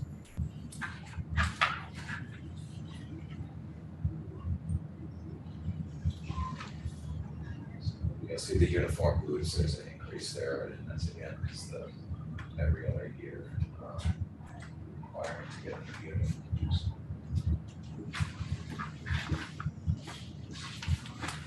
On the next page, the D5142 lines start. This is the snow removal section of the highway budget. And the first line is for overtime. and that's a flat at $195,000. And this kind of like the tree work, this has been a good number for us. This goes up and down, and it's totally weather dependent.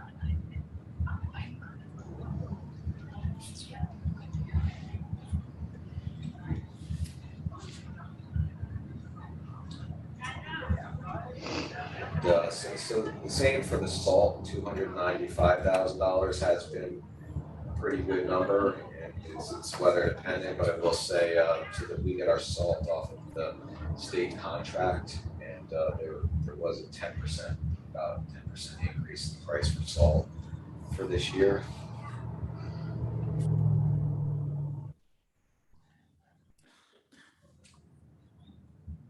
Sand, we have a line for, we purchase that only periodically, and we use that only if there's a ice storm.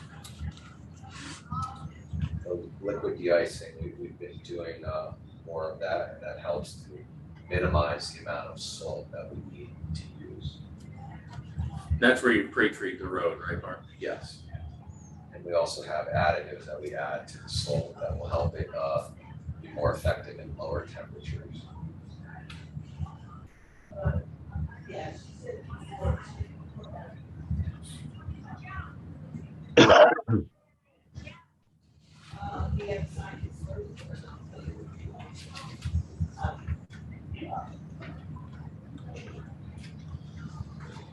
Anything else of note in the highway? The next page is pavement markings, and that's for the line striping. When they come, we have them come once a year and paint the double yellow lines and white lines on the side of the road. Do you happen to know, just because a couple people have asked me, with the new work that they're doing on Roarenbrook Road, are they gonna repaint the "Don't Block the Box" They have on to, the? yeah, they've had it all. Had it outlined. Yeah, I don't know. I haven't seen the box. I've seen it on the Chapel Crossing sign outlined for the lines, but on the other side of the sawmill, you know, where the intersection of Roarenbrook Road and Old Roarenbrook Road is, we Yes, had that yeah. "Don't Block the Box" Yes, there. yeah. We'll double check and make sure. I believe they had outlined it, they measured it, they kind of did their draft, and then they need to come fill it in. They haven't done it yet, Yeah. so we'll follow up and make sure. They get it. No sense in there because we have so many teenage drivers Yes, around there yeah, too. knowing that- that box helps. Yeah. The traffic safety materials, that's for signs. So you will see there's a 50% increase there. So the cost of signs has gone up. And we're replacing a lot more signs as well. And we're required to get those from the state. No, No. we have two main suppliers that we use for those. We just need to be in compliance with the state and federal laws, the manual of uniform traffic. Right.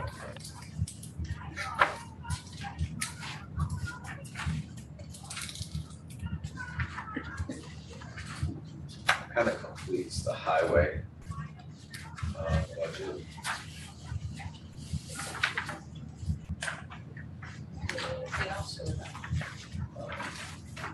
If there are no other questions, we can move on to the water budget.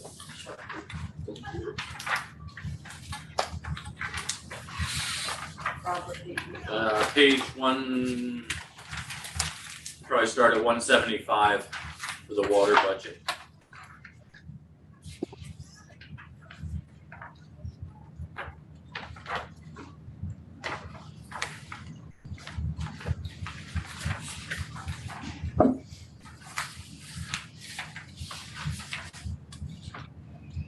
Are you talking or am I? If you want to start, if you want to talk about the rate. Okay, yeah, so we've seen, and you'll see as Bart will go through the expense lines, quite a few significant increases related to chemicals, related to the cost of electricity, related to the cost of the raw water.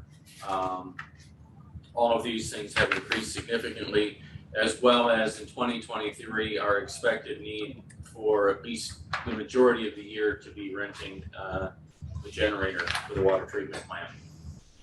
That combined with the fact that we've got a lot of water projects on the horizon, quite a few significant water projects that will require either our fund balance or borrowing or a combination of both. We've kind of ratcheted down the fund balance that we've always appropriated in the water fund, and the offset to that is going to be an increase in water prices, water rates. We need to do it that way in the water fund as opposed to raising the property taxes on each parcel. That affects the tax levy and the tax cap, increasing the water rates where each individual user is charged for what they use does not affect the tax cap. So the approximate increase is going to be about a 10% increase in the water rates. The base rate currently is $56 per 1,000 cubic feet. We're estimating about $61 to $62 per 1,000 cubic feet at this point. We're still trying to play with those numbers to determine what the exact rate is and how that will affect the higher tiers. We have a tiered system right now. Anything up to, I think, 6,000 cubic feet is $56. 6 to 10,000 is 58. The next rate is 70. Is $70 per cubic foot, and then above 10,000 is 75. So we're going to look at maybe adjusting those for the higher end users, and those are typically some of those are the commercial users, the golf courses, and some of those are the residents with large properties that are using a lot of water to irrigate. I think we estimate usually that the average resident uses, just in a round number, I took about 3,000 cubic feet per quarter. It's probably give or take of that, but at that price, it would be about an $18 increase per quarter if we left the rate, as I said, at about $62 per cubic foot. So, you know, this increase was necessary. I think the last time we increased it was 2019. And again, that's to keep up with the cost that the town is seeing.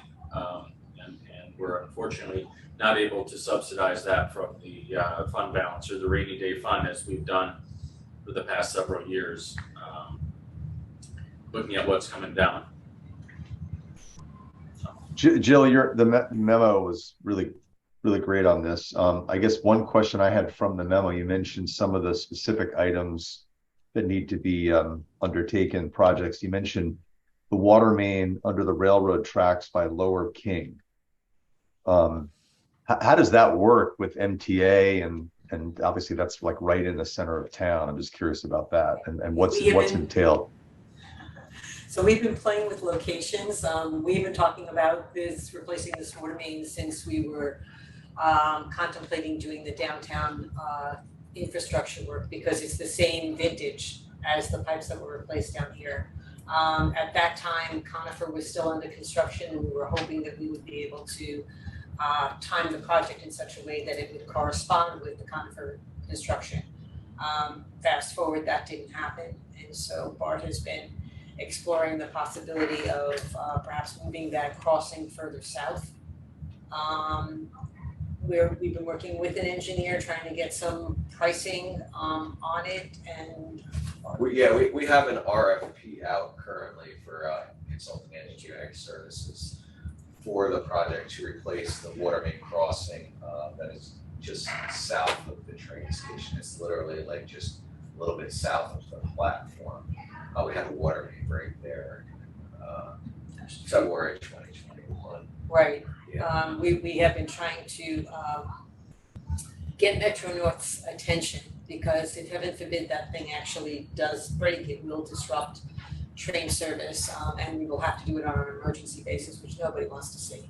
Right. But as you can imagine, the requirements that MTA will place on us, having standby buses in case there's any disruption or any disturbance of the tracks in excess of, what is it, a quarter of an inch or a half an inch?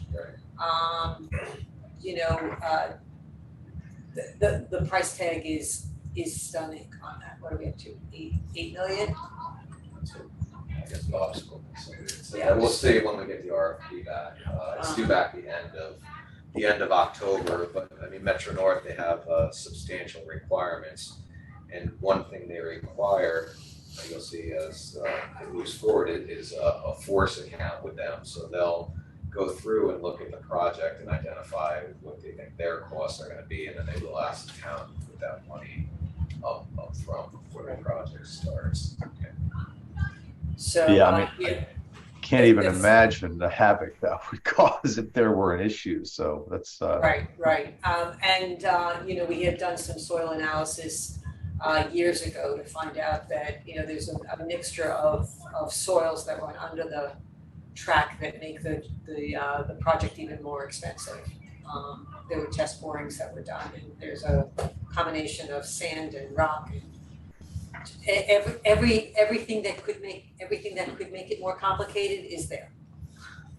So we could have won the lottery, but instead, you know, we got this. So we're definitely, once we get more into the process and we get the RFP for the engineering, we're going to be looking for assistance for this Oh, project. completely, yeah. Um, Serious funding opportunities. Again, because our water system, you know, is a regional water system. We've got IMAs with, you know, neighboring communities, that, you know, that are dependent upon us for their water supply. So when we talk about this, water main replacement, it has regional implications, not just for Newcastle. So we're hoping that along with the potential impact on Metro North will make us a prime candidate for some serious grants. I would think.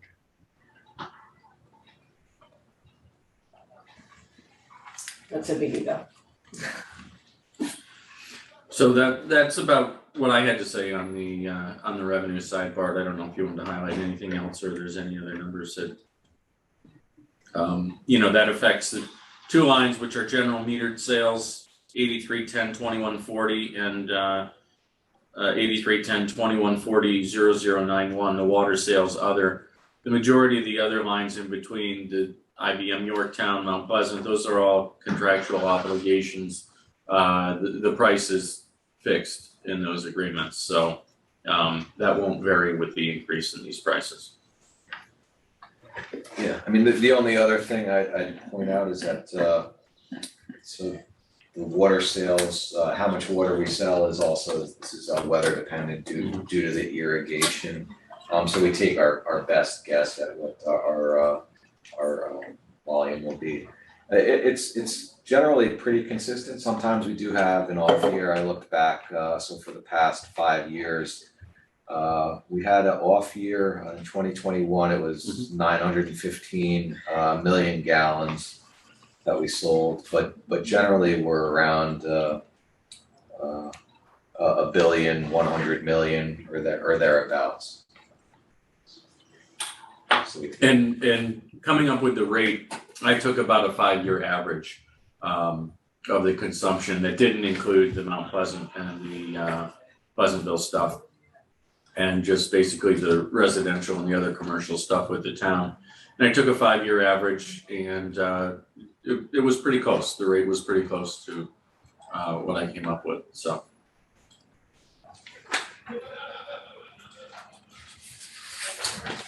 the top of the second page is a hydrant rental, and that we've proposed a 1% increase.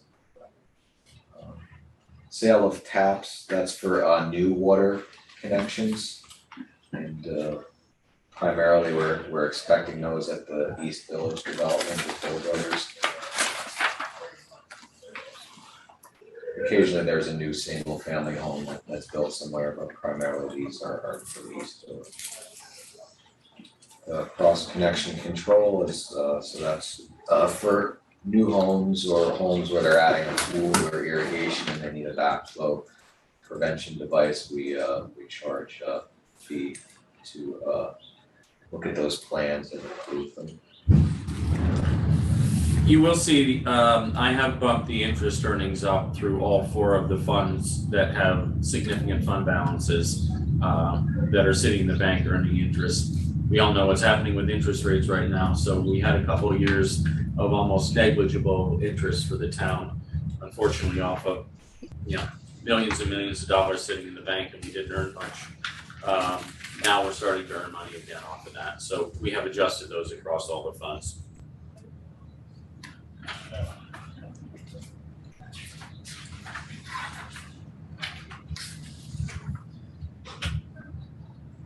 And then you'll also see there's the revenue from Pleasantville, who are our partners at the filter grant.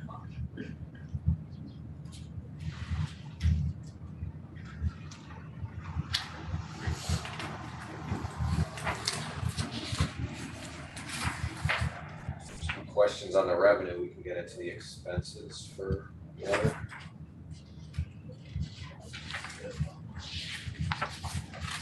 In the salary lines, we have the 8310 part of the water budget. There's 7 full-time employees in the water department.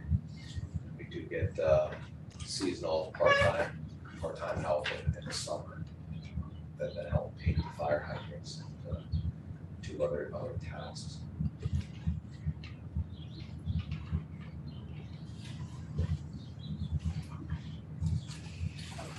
And here you'll see there's a decrease in the vehicle line for next year, and that's because we ordered 3 vehicles out of water budget this year that we were able to get ordered.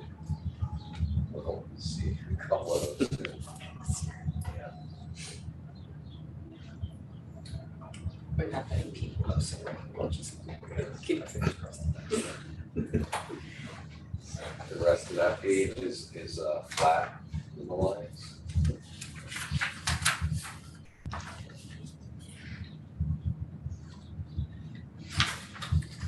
The following page, you see an increase in the tap materials. And those are the materials we need to get to do the new water taps and the service connections for the East Village, and like everything else, there's been increases on those.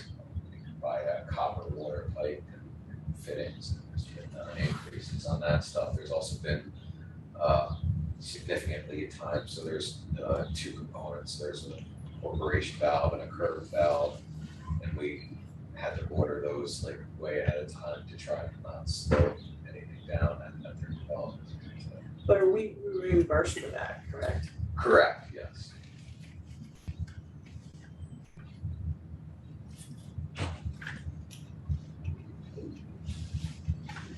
In the mains and service line materials, that's the SW 8310 0440 0023. There's a significant increase there as well. That's for ductile iron, water pipe that we purchase. We bid every year for water materials, and we saw the price of pipe double this year, $400. The same thing with fire hydrants. And it literally will probably take about a year to get a fire hydrant. Do we have any song? We have 1. Yeah, we have close to 20 that have been on order. So saving the 1, and then if we have problems, we try to do repairs instead of replacements. Boy, this world is nuts. Okay.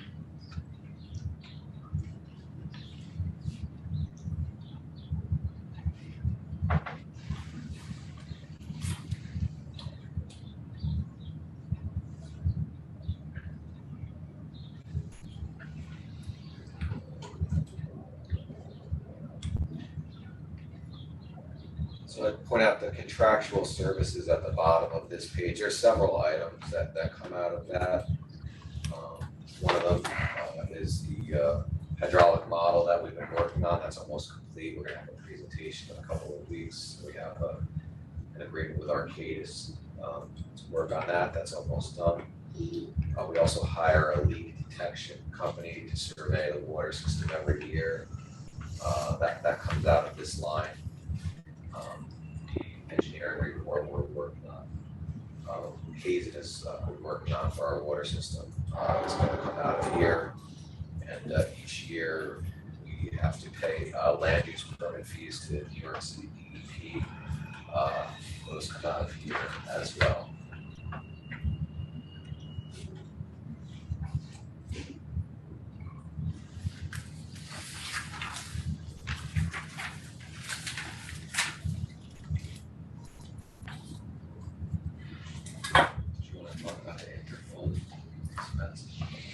That's flat. Yeah, the interfund expenses, and you'll see those across the 4 major funds and some of the special districts. Those really don't change year over year. Those were some calculations that we have made in the past, and what those are is for every expense, there's an offsetting revenue in another fund, and so for example, some of the expenses, interfund expenses that are charged in the water department could be for things that are paid out of other funds. So we would allocate a portion of town clerk expenses, an allocation of legal expenses.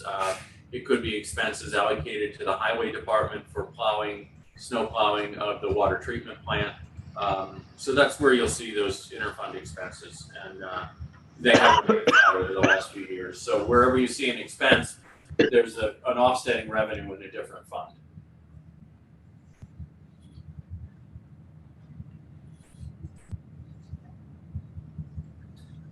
So further down the page, there's a special projects line, and that number is actually going down. So we use that to do inspections of our water storage tanks.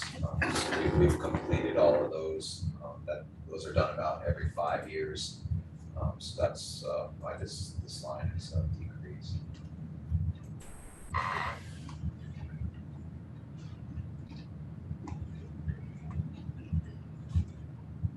You'll see the increase in uniforms, and then also utilities here.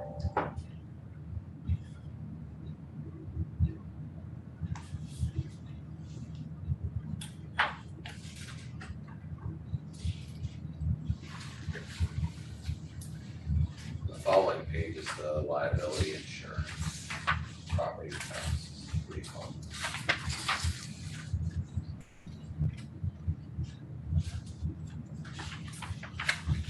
And then that finishes the 8310 portion of the budget.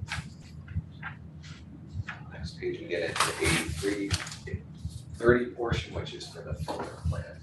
The 8310 is for distribution to town employees. There's salaries here and interns that we have at the treatment plant every summer.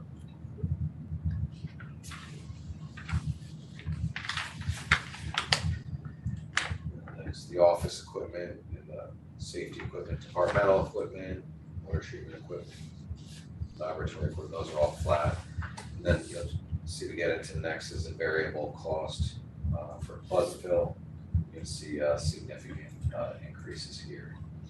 And those are tied to increases in the water treatment chemicals and also the electricity that's used at the filter plant.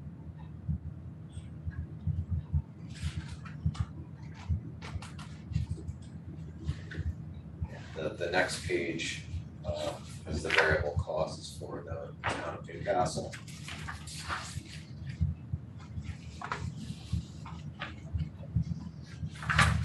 Further down it gets to office supplies, books, lubricants, insurance materials, multi-plant materials, HVAC, boiler, service, and those are all the same year over year. I'll just point out these 8330 lines. These are where Pleasantville has a share in these costs, and we talked about 2 or 3 weeks ago when we talked about the reconciliation we did, and that we'll continue to do on an ongoing basis, where over multiple years we showed actually a surplus that we had out of the lines from what Pleasantville had paid us, and this year we're going to refund them that amount. Should we find at the end of 2022 that the revenue we brought in from Pleasantville does not offset their share of the expenses, we'll then go back and bill them for that. So that's the distinction. When Bart mentioned the 8310 department codes, those are for the water distribution from for our residents. The 8330 has to do with the functioning of the water treatment plant, and Pleasantville shares in those costs.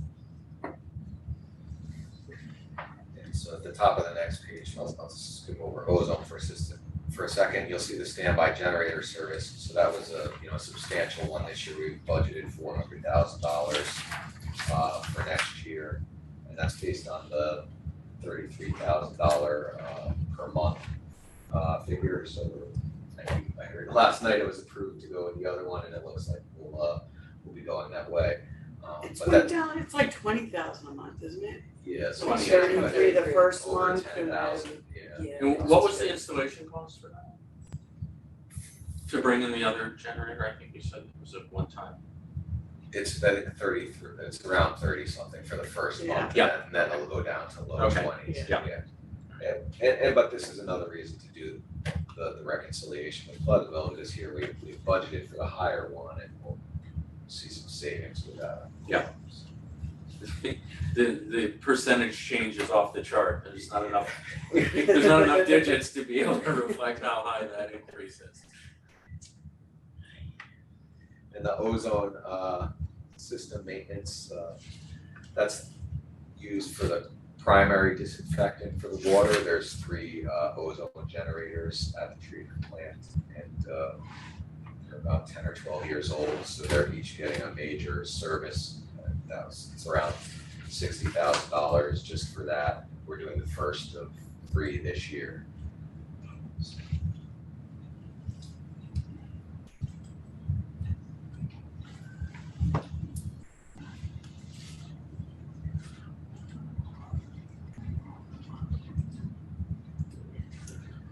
You'll see an increase in the water testing. So it's every 5 years, the EPA has a requirement to do testing for new compounds. They call it UCMR. It's the Unregulated Contaminant Monitoring Rule, and we're now on UCMR 5. So next year, in 2023, we'll be doing specialized water samples, looking for possible new contaminants, and those are expensive tests.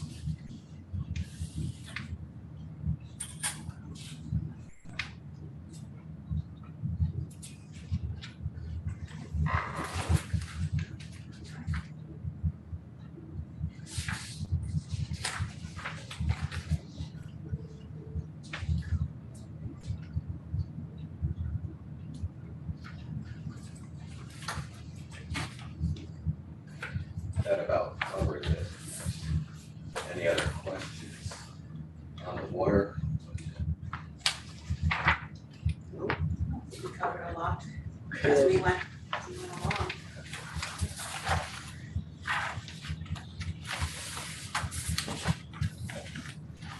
Do you have another meeting? I mean, do you want to do 2 castles or any of that stuff for the sewer districts? Yeah, I mean, we can mention them briefly. Under the DPW umbrella, there's a couple other smaller water districts, 2 Castles Water District, which is about 20 homes in Armonk or so. Yes. And the High Ridge Water District. And those are just very small districts. There are very few changes in the budget. 2 Castles is page 237. They're 1.5 million in that area, right? By Whippoorwill Cross. And High Ridge is 247. There's nothing that stands out in any of these budgets. The High Ridge Water District, I think, changed by 1.72%. And the 2 Castles Water District overall did not change. So if anybody has any questions, they're small. The total budget in the 2 Castles is $23,000, and the total budget in High Ridge is $15,000. So not very large budgets at all. I'm sorry, $31,000 total.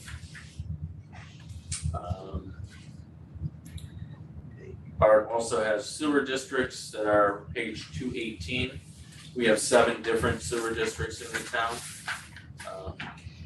These are special districts where any of the taxes in these districts pertain only to the people that are receiving the benefit of the district.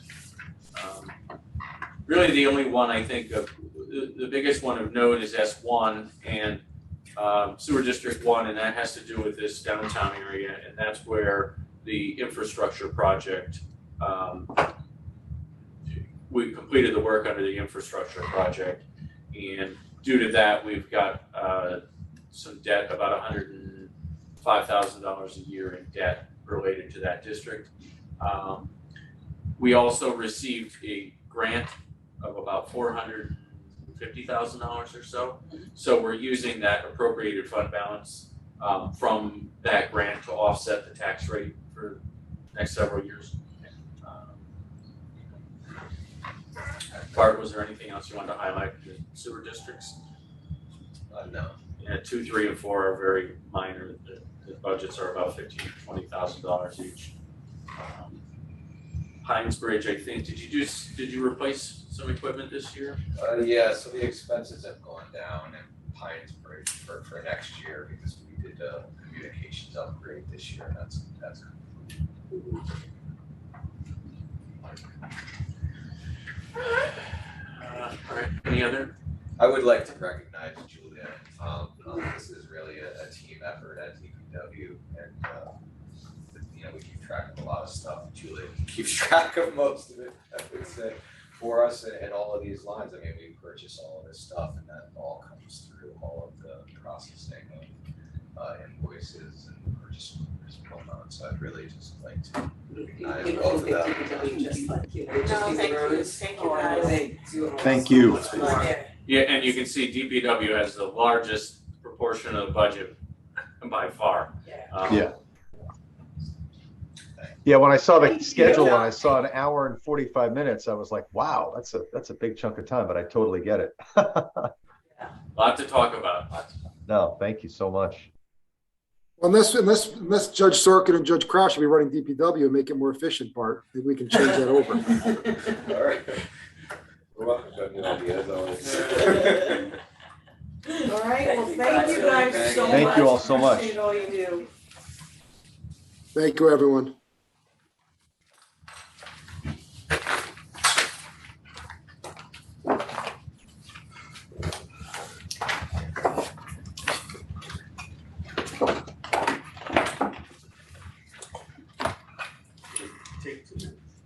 I'll take 2 minutes. Okay, we're gonna take a 2-minute break. Great. Thank you. Right.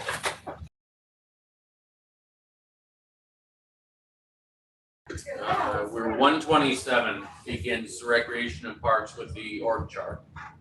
I didn't note the slide to city line. You gotta do this every year. Put the damn line in, slide to city. Slide the city? As soon as we own that road. I mean, listen, I would love to just have the cameras rolling, just to One see it. day, I don't want to overstate my contribution to the community as you wait for Chris, but maybe one day we'll have the honorary Jeremy Slide the City Day. And whoever the town doesn't like, we can send them down first. They could be the test run. Comments. The test run.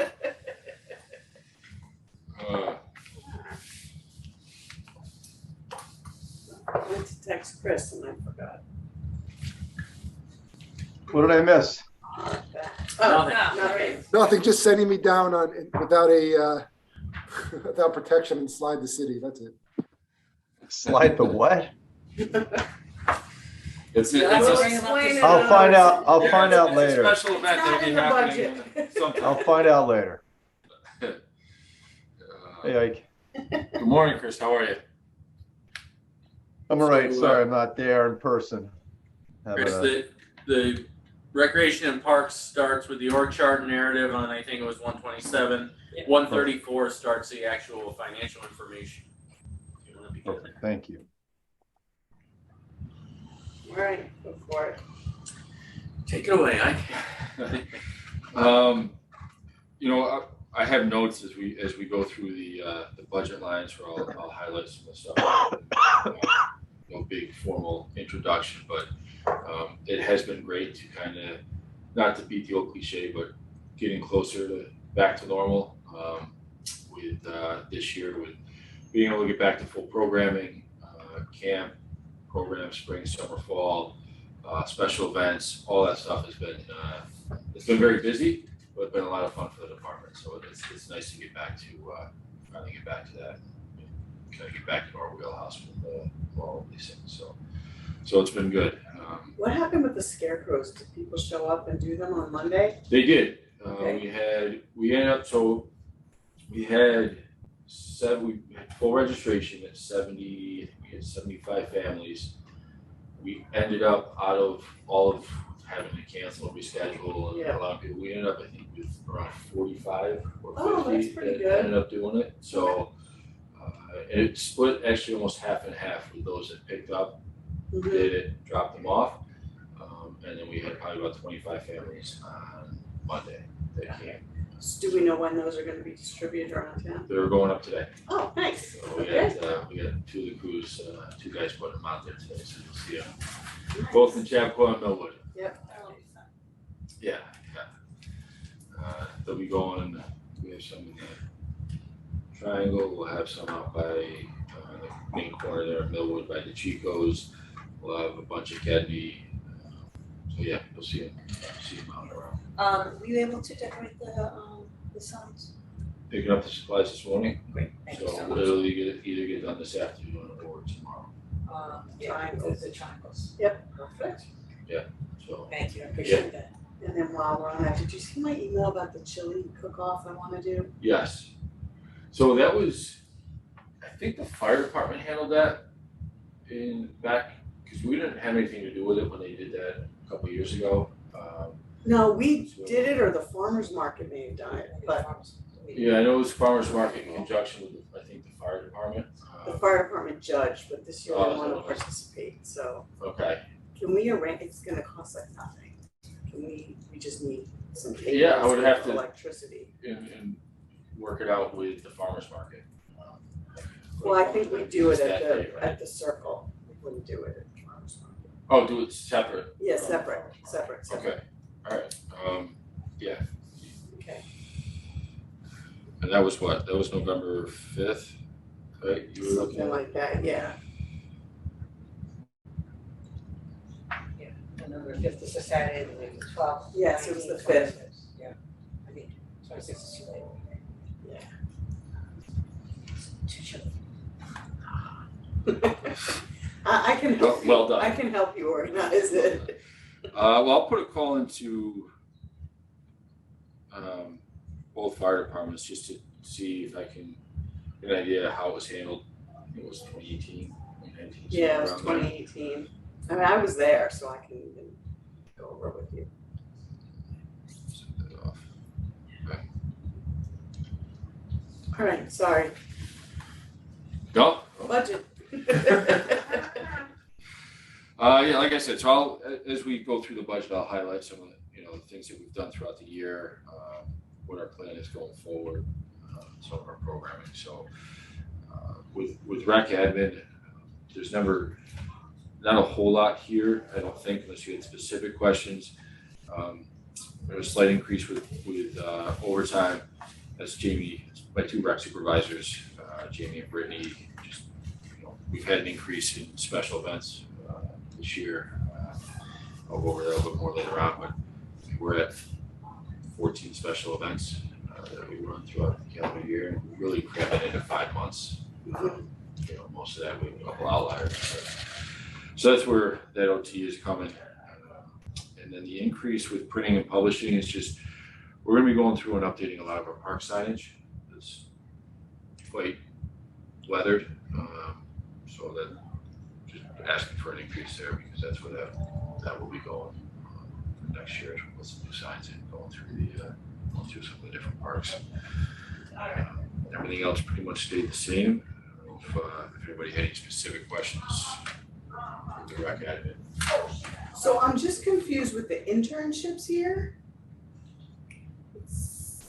Have we never had one and now we're going to? For $4,500? It says We've it's had up intern- 100%, but We've that's. we've had internships, maybe over COVID we did. We didn't budget interns for the last couple of years. Got it. Okay. No, we've always offered them Yep. some internships. He's had some fabulous interns. Yeah. So, Well, yeah, we took basically a 2-year hiatus, so we haven't, Okay, we that haven't makes had- sense. And the internships are $1,500, so the $4,500 gives us 3 of them. Got it. Okay. Where do they usually come from? Mostly the colleges. We go, we always advertise. 3 of us down there are all alumni from Portland, so we have a strong pull there. And then just from the various like Springfield colleges. so the priority is given to residents with 1 year of college back. So those interns actually have the best summers ever, right? Because they're just, That's wonderful.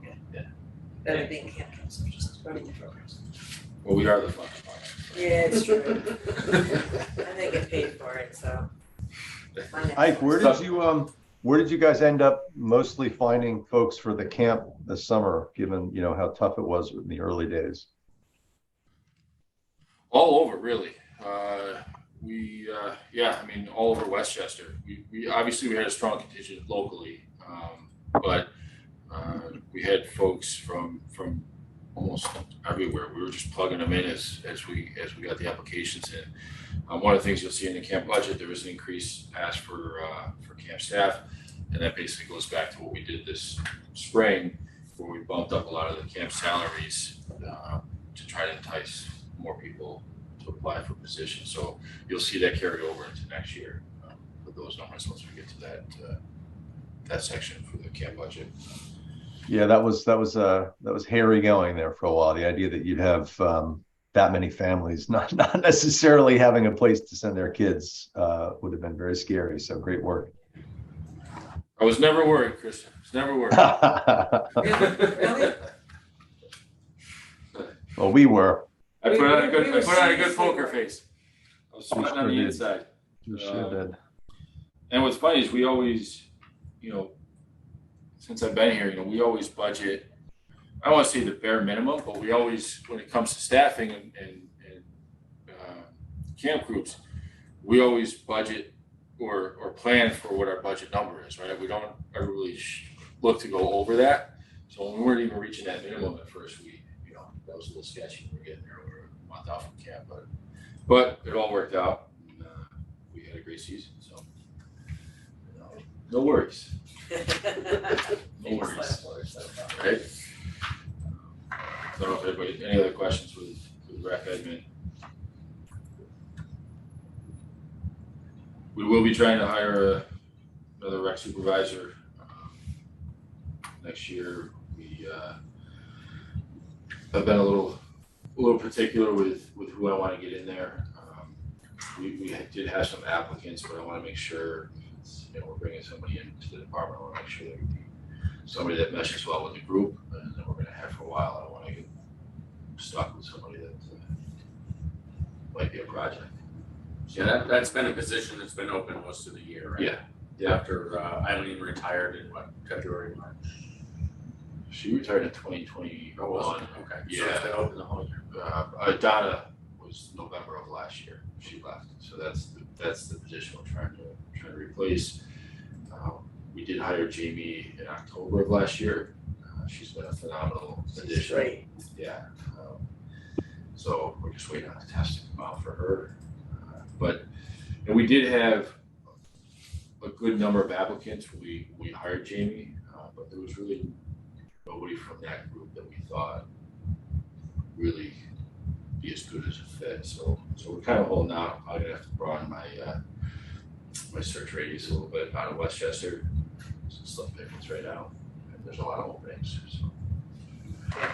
I did, it's interesting because on LinkedIn, all the administrators are now basically saying, we're hiring, and I know that staff is coming with counselors. Yeah, various staff around. There's four openings right now in Westchester, other municipalities for rec supervisors. So, And there's Yeah, no it's test, not- yeah, no list, which we're not right now. It's crazy, and they're not getting tests in time. Yeah. Right.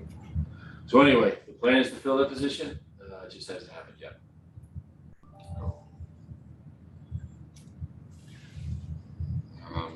Next, I have our parks line, is that what you have next to your so parks, as busy as ever. You know, we've seen it, and one of the things that, you know, let's go back to the project list, but one of the things that we've been making our way through, which has been a bigger undertaking than I thought it would be, is the master plan. But a lot of good things have come out of this research that we've done as part of the plan. And one of the big numbers that we've come across is our trail usage over the last couple of years is increased substantially. And it's difficult for us to keep up on it, but the guys have done a good job. We rely a lot on the public to help us with that. We do have right around just over 700 acres of property that we maintain throughout both hamlets with the Parks Department. So, and trails is part of that. I have a neighbor who uses Burden a lot. I think I've emailed you with a lot. He is more than willing to help and mark trails and do whatever we want him to do. So should I put him in touch with you? You can, yeah. Right now, we've partnered, I know I mentioned this before, we've partnered with New York, New Jersey Trail Association now. I think this is going on our third year with them. Yeah, they're great. And he's and we're doing a lot of work in Bird right now. We have. Yeah, I was there recently and I felt I couldn't really go through. I saw a lot of machinery. Yeah, so basically what we're doing at Burden, we rerouted one of the trails to make it an overall better experience for the user. Avoiding some of the wet areas. A lot of before it was kind of a bird's nest there when you first came in. So we straightened that all out, moved some location, working with the Trail Association and with an Eagle Scout right now, putting in a lot of miniature boardwalks and things like that to help with the footing and some of those wet areas. So it's been a big project. It's going quite well. It should be done, I think, within the next few weeks. So, yeah. So Burden's been a big one. Whippoorwill was the one that we just finished. The next project is after this will probably be Warburg. Some things there to get people off that service road. Yes. Because right now that service road is your entrance to the trailhead. So one of the things we're looking at is creating a trail that runs not quite parallel, but next to that service road. So that we'll get people off of there so that, because recycling does use that area back there. And maybe we just make sure it's clearly marked and. Yep, we put signs in for the trailheads. Yeah. People still like to walk past there. So we're hoping that if we get them off that service road. Yep. They do so. Okay. But yeah, parks doing really well. Watering is an everyday thing for us. I think those hanging baskets are. I think we're done. Yeah, just about done. I was going to ask if we could take them down next week. I think, yes. We'll figure we'll get through because book festival is this weekend, right? Yeah. Yeah. So we'll take them down next Yeah, week. that's absolutely fine. Okay. So we'll do that. Yeah, do you have glacier down for next year? There were some things you wanted to do. Did we get that memo to the board? Yeah. Or not? Yes, I gave you the memo. Was that approved by the board? I think it's supposed to go on the 18th. Yeah, I think there's a memo. Okay. Hanging baskets, sorry, I just want to write this down. Yeah, please.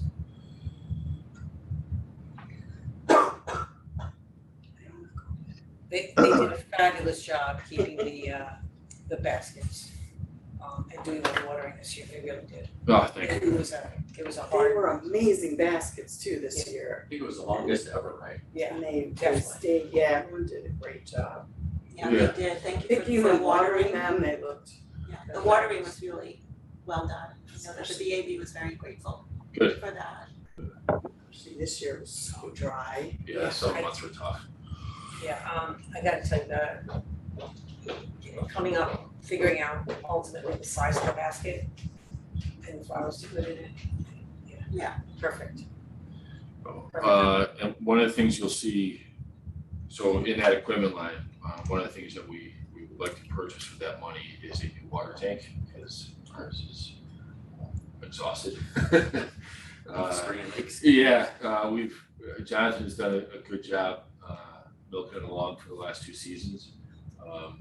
But the pump on it and everything is really starting to go. So that's one of the things that, you know, with that money in the equipment fund, that's one of the things that we'd be looking to purchase is a new water tank for the truck. We've done various projects throughout, a couple of bridges over at Benny Trails just got completed. So I think overall, you know, I think the Parks crew has done a great job this year, as usual, under Jonathan's leadership. He's done a great job for us. Mike, in the context of vehicles last night, I did mention to the board briefly that you and I talked, and there was a F-250 that you need to purchase, and that you and I have talked, and we're gonna kind of push that through this year. You probably still might not see it for a year. Yeah, But we're gonna order it in 2022 as opposed to putting it in the 23 budget. Yeah, that would be great. The Threat 19, it's the truck that we use for our landscaping. We used to use for landscaping. We've lessened its responsibilities a little bit, just because of the shape that it's in. We now use it it's our field truck. So we would replace that because we did get a new truck for landscaping last year. So this truck would now be, the new truck would be our field truck. Pull the trailer and maintain, but it's all rotted out. I mean, you can see through the bed of the truck.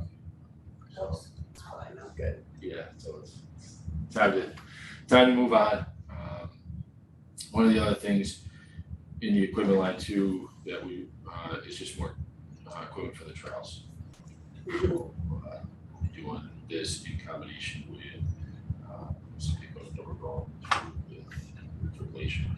So a combination of both. Going down the line, I did ask for more money with the training and instruction. We've been sending the guys to the Rutgers University for a lot of the educational seminars that they offer, and Marks really enjoy it, get a lot out of it, they appreciate it, so we'll continue doing that next year. It goes a long way.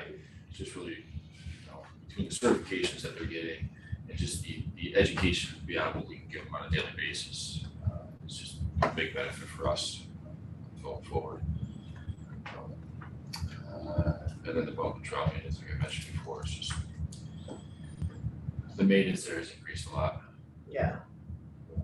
Since COVID, we've had significant uptick. Which is great. I think it's fantastic. I love the fact that people are using our facilities more. So it's just that trickle effect, right? It falls back on us to make sure we keep them safe. Yep. So, I think I covered everything. I don't know, Robbie, was there anything else?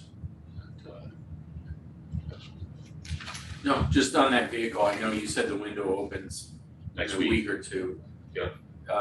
Maybe we want, I don't know if we have a place saver, not that we have much room on the board meeting next week, but if we can get the authorization to purchase that, we can get a memo up to Lauren. Okay. You know, this Well, I week. think something's coming off the agenda.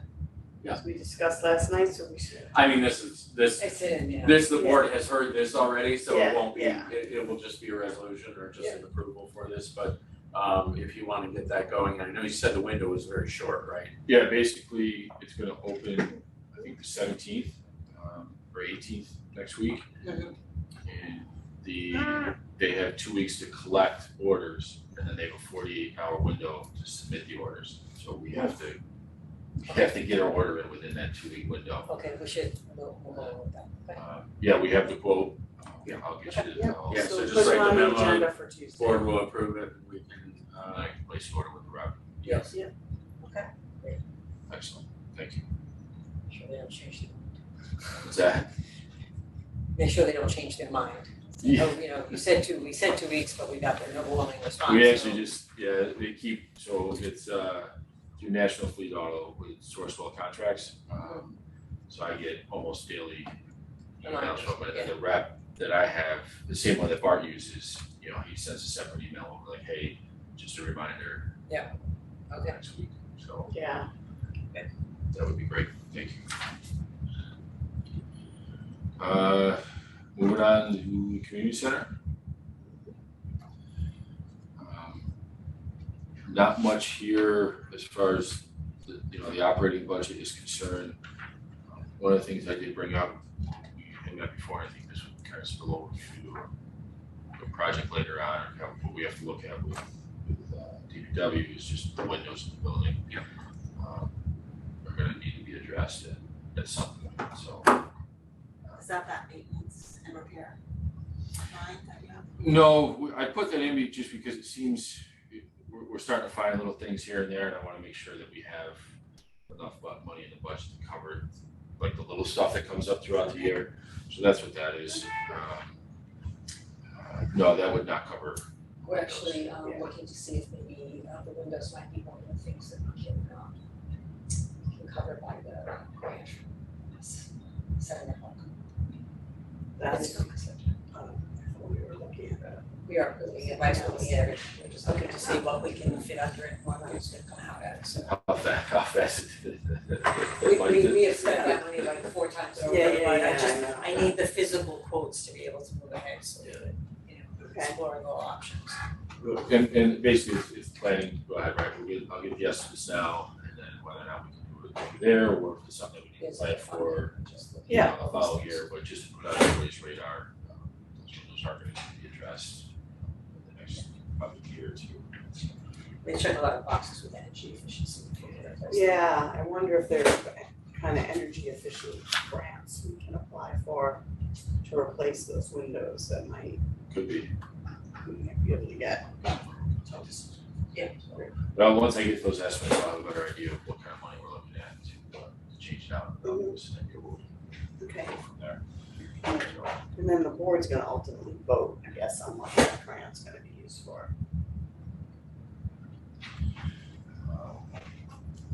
Art Center, no big changes with the with what's going on there.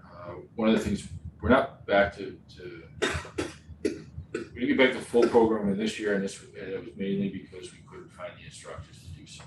We had a couple of instructors that just weren't comfortable coming back yet. Yep. We were unable to find replacements, and Brittany's working on that for 2023. Just couldn't get back to, so all our wood programming we didn't do this year.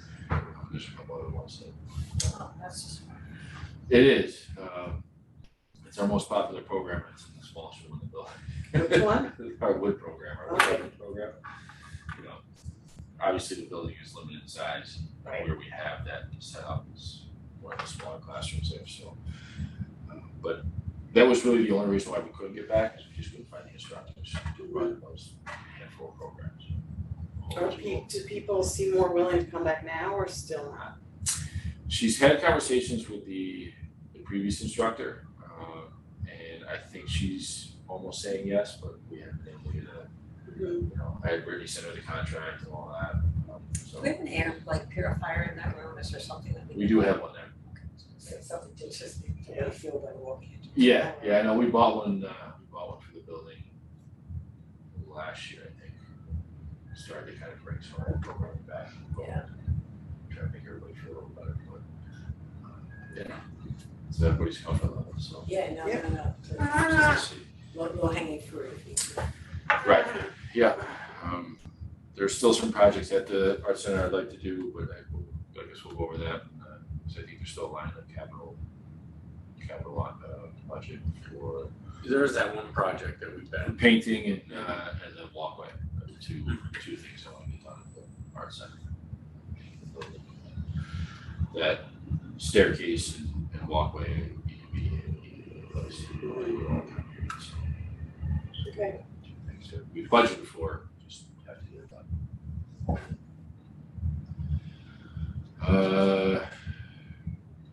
That's it for the Art Center.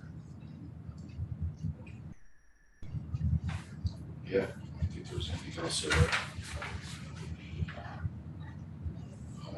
Jetpack. Where we're Well, we've just kind of continued the expenditure lines, so we bumped up the utilities a little bit just to reflect what we've been seeing. But other than that, just the operational stuff, maintenance and repairs, building maintenance, et cetera. And then there's the part-time helpline that's pays Lisa Tizzo and it pays the Epic ambassadors. We activated, they'll be attending the Little Maestros on the 22nd, and then our children's program are coming in. They're all excited, so we're gonna be back up and running, which is fabulous.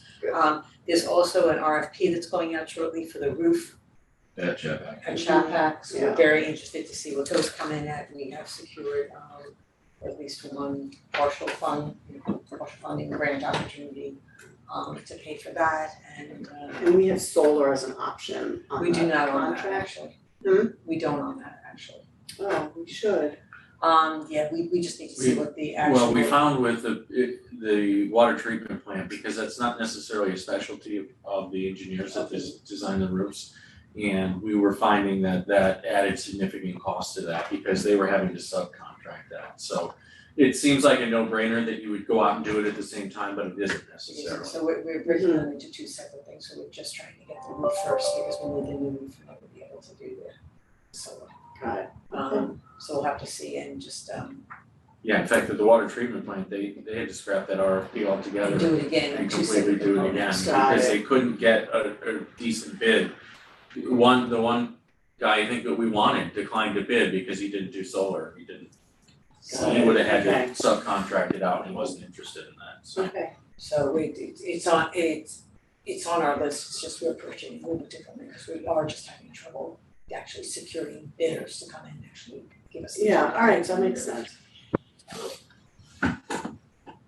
Almost there.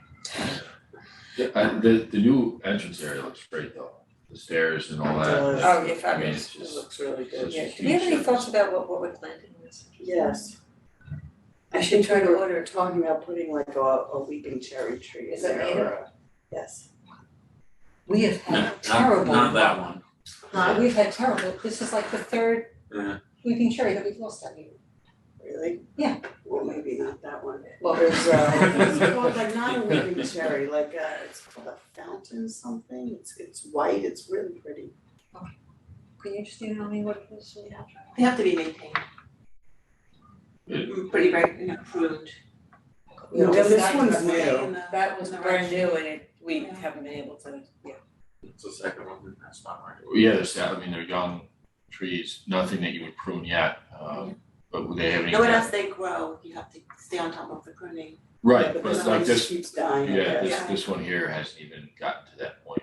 It's not, hasn't For survived future long healthy enough. ones. So weird. Yeah, it hasn't Okay. survived long enough for us to take care of it, so. see that tree keeps dying, you're like, and they usually tell you don't plant it in the same exact spot.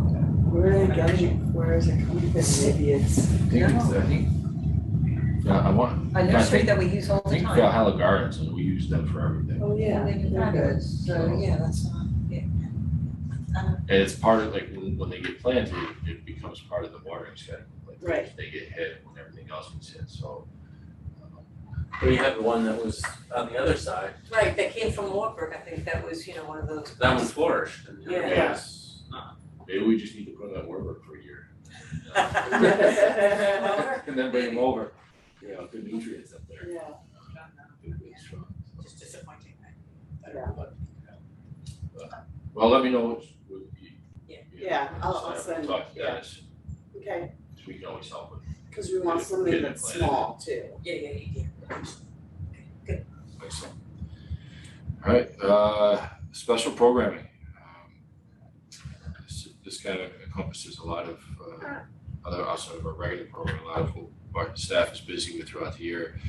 As I mentioned before, we have right now, I think we're up to 14 special events that we are involved with throughout the year. I'll run through that list quick, just for the board. The Egg Hunt, we're doing the beginning of November. Then we have the Earth Day Bike-a-thon, which just started last year. Wait, the egg hunt's in November? April, April, sorry. okay. Did I say November? Yes, Sorry. that's okay, alright, good. April, the Earth Day Bike-a-thon, Actually, the two girls that ran it last year just emailed me last week, and they would like to try to continue that program. So Yeah. we'll work on tweaking that for next year. The fishing derby at the end of April. Then we have the Little League Parade also in April. The road race, our food truck festival from last year. I'll bring that back again this year in May. We're doing 2 outdoor movies, one in Millwood and one at Rec Field again next year. That's in partnership with Rich Drug Mart, who provides all the equipment for us. So That's great. it's a big savings for us. The Center Street dining, we did that in June. Summerfest for the middle school kids, the last day of school. Summer concert series. Obviously, we help with the 9/11 ceremony. Ragamuffin, which is the 23rd, with the rain date of the 30th of this month. Scarecrow Festival. The holiday parade and bonfire that we do in December. That will be the 17th and 18th of December. Okay, and is that when they do the tree lighting as well? Who does the tree Find lighting? out. Who's in charge? The chamber The chamber does it? does it with the historical society. Okay. All right. Who's the point person for the chamber? Linda Bosco? I can send you her information. Okay. If you could. So we do the parade on Saturday for 17th, and then the bonfire on the Sunday I'm sorry, which, for the holiday parade. and we're gonna try to combine the lighting this year with like a local kind of shop around town type thing. Okay. Because people are in town, let's let the stores will stay open. Right. All right. So let's kind of, if I could be part of that conversation, just Yep. from a logistics standpoint with our parade and like that. Holiday stroll and tree lighting, they were saying.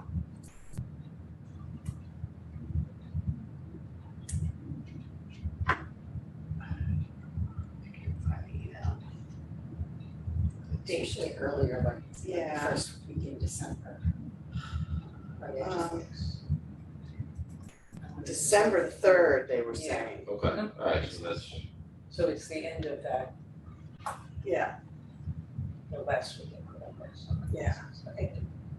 all right. Well, then that won't really. I was thinking if it was the same day, then just logistically, Right. trying to figure out how that would work best for everybody, but Okay. that won't have any effect on us. So yeah, so those are all the special events that we're doing, currently doing throughout the year. Just to say we keep the staff busy. It's April, May, June are obviously real busy months for us for that. July is summer concert, and then September, October with Ragamuffin and Scarecrow. So and we talked about doing like an inclusion event where we would have different nationalities come and it would be like a whole day event with either food trucks, different music, all of that. So that's something, and we work with the CREI on that, like that's something we should. yeah, I'd rather do that instead of a bunch of like mini events. I think having like one big celebration, either late June, maybe even July, I think would be really good. So I think the plan was to maybe do one big event and then have individual events, like we showed the movie for Black History Month, like do small little things for different months, or partner with the library and things like that that the CREI can do.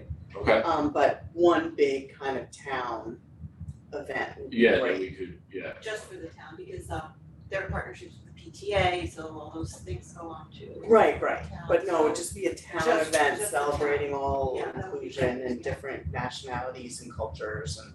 Right. Well, you can partner with the library, Yeah. you know. Yeah, so I don't know when that would make sense.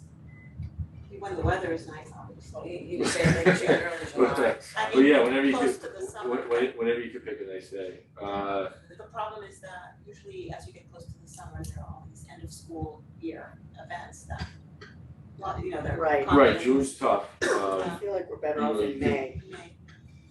May, you have, just from our standpoint, you have the road race and food truck. And, you know, are the And two. Memorial Day parade, so And that's Memorial 3 Day out of parade. 5 weeks, weekends. Okay.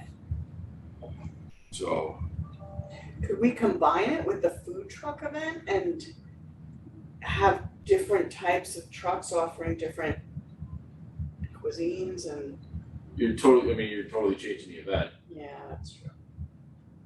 you know, you'd be doing it basically in lieu of. But I don't know. Well, what is the purpose of the food truck? I mean, other than to have something festive in town? That's That's it. basically it. Yeah, it's So- basically a live like, you know, we have live music Like a throughout the great event concert, and, you know, a bunch of food trucks and kids' activities and things like that. Well, the Could same be thing- the same interesting things could go to- on. I mean, it is changing the reason for the event, but you'd have the same activities, and I suppose it's for the whole community, Right. really. And if we're renting that stage like we did last year, we Yeah, had that great band, a band like that can go on, if it was like an all-day event, you could have different groups singing at different times for different, you know, that's exactly what. celebrating different cultures, and then you can have like the big headline band at the end, or Yeah, it's not really displacing something that takes place, it's just doing the same things with a different focus and adding on to it. Right, with a different you're lens. changing the focus of the event, is Yeah, what you're doing. yeah. So, but yeah, we can, something to think about. Kick it around. You could also do it in the fall. I mean, I don't know what dates, what other things are, because I know there's, you know, listen, every season there's a lot of events going on, a lot of different organizations in town, there's always seems to be something, but, you know, the fall might be an option as well, because we have Scarecrow and Ragamuffin as far as the town is concerned. But, you know, like we did Fall Fest back in 2018. I think It's that a was. holiday heavy period. Yeah, You have I'd the start love of to, school and then you have the holidays depending on what days they fall. and I'd love to somehow fit in, I told you this, like hay rides around town or something like that. Year before Ragamuffin or connection Yeah. with it or something. Yeah, we could look at around town. You know, it worked out well with the Fall Fest we did. Yeah, it was fun with Fall Fest. We cut it short. We can Yeah. have a separate meeting Yep, on all absolutely. this. So we can just Okay. finish this up, because I know these guys are gonna come to this. And the other thing that I wanted to mention under the special programs line was our co-sponsored programming has really over doubled this year compared to where it had been, especially back in 2019. So the big benefit for that is it allows us to expand our programming without, it's an administrative burden on us, but as far as actually having to physically run the program, it takes that off the staff a little bit, so we're able to expand our programming. So who are you co-sponsoring with? So these are all contractors, They're they're all. like almost independent contracts, so we yeah, call it yeah. co-sponsor because we do a split with I'll split the, with the thing, that's perfect. with the company that we bring in. Yeah. So, it's a huge benefit for us because we can easily expand our programming, and then bring in That's great. revenue for the town, so. Okay.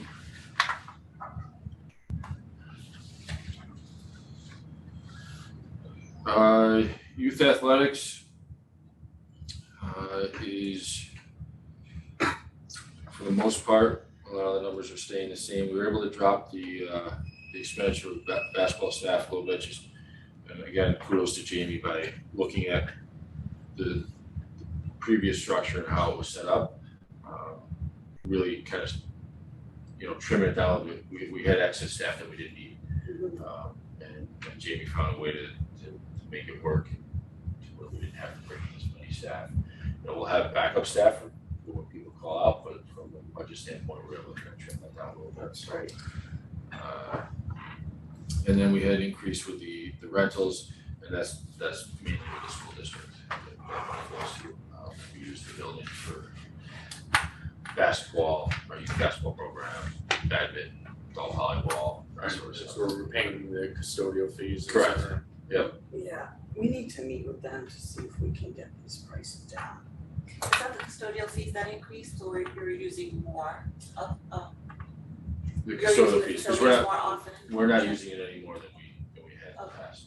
But they're charging us to rent it as well, not just for They charge us to custodial rent it, fees. and the rental fee is basically our they take whatever number of participants we have and then charge us for that.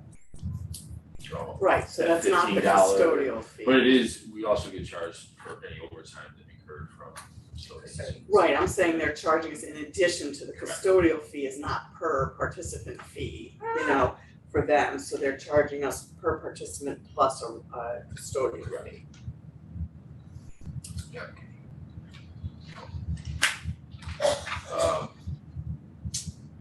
Just with youth athletics and with youth rec, just to combine both of those. Like I mentioned when we started, it was nice to kind of get back to full swing with programming. This year, in the fall alone, we offered, I think we had over 50 program offerings for residents in town, and all but 6 went. So, yeah, it's been over 40 programs right now for the residents.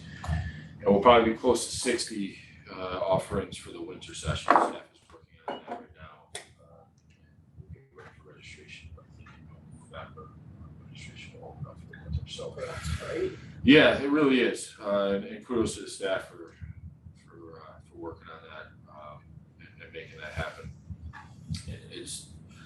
It's great. And we brought busing back. It was one of the things that we were able to get the green light from the school district this year to allow us allow busing for residents to our programs. So we have busing that goes to here, the community center and the arts center. And we charge participants for that, obviously. It's a pass-through fee. Yeah.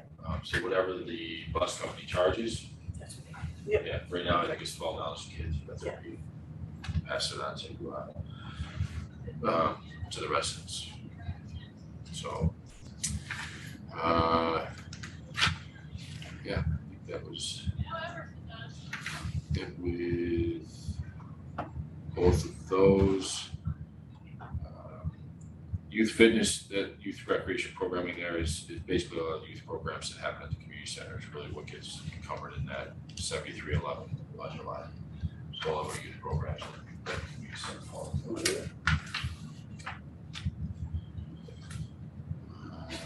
Questions, comments, concerns so far? Okay, excellent. All right, camps. We're in a time frame here. Camp is obviously our big one. This is our biggest revenue generator for our department. Again, great to be back in full swing with camp this year. We had, hold on, I had Brittany print out the numbers for me this year. We had 78 kids in tots. And what I did was I had her compare back to 2019 because that was our last real full season of camp. So we did 78 kids in tots camp this year. We had 46 in 2019, so almost just over 30 kids, increasing by 30 kids this year. And part of what allowed us to do that is we went back to the school district this year. We were able to get back into their space. Yeah. So that gave us more room. We were able to expand. We had running 3 more groups basically. So being at the school district, and it was almost a wash with the expense between the school district and FCC. So Camp Adventure, we had 114 kids this year as compared to 98 in 2019. On the go, we were just about at the same number as 2019, and this is the first year that we brought On the Go back. It's been off for a couple of years for obvious reasons. We made On the Go its own separate camp. So we gave it its own location here at Rec Field this year, which I think worked out well. I haven't heard any concerns. So how many kids did you have out there on the? We had 32 as compared to 36 in 2019. So we almost met that number there. And it worked out well. The only thing, the big difference for us by making its own separate camp and no longer under the umbrella of Camp Adventure on our end is just for the Department of Health. We have to now declare it as a camp. It's a whole other safety plan. So it's a little bit more work for staff, but I think we'll stick with it going forward. So it worked out well having it separate from Camp Adventure. I can't help but think that the change in location for Camp Adventure is a big deal. The fact that we have it in Amsterdam as opposed to one of the schools just changes, it's a game changer for the. Right. It just feels like a camp as opposed to. Yes. Right. And we've received nothing but positive feedback from being at that location. So It's lovely. it is. It's a good place for camp. You know, obviously, I would love to see it be able to stay there and expand and maybe make some improvements up there with the current carriage house and things down the line. You know, give us a more suitable indoor space. Right. You know, for in case of rain and things like that. We have the permanent tents, not the permanent. We have the tents up there that we purchased, which was huge. It was a huge help for us, for staff to be able to put those up. We wanted to take them down when we were ready.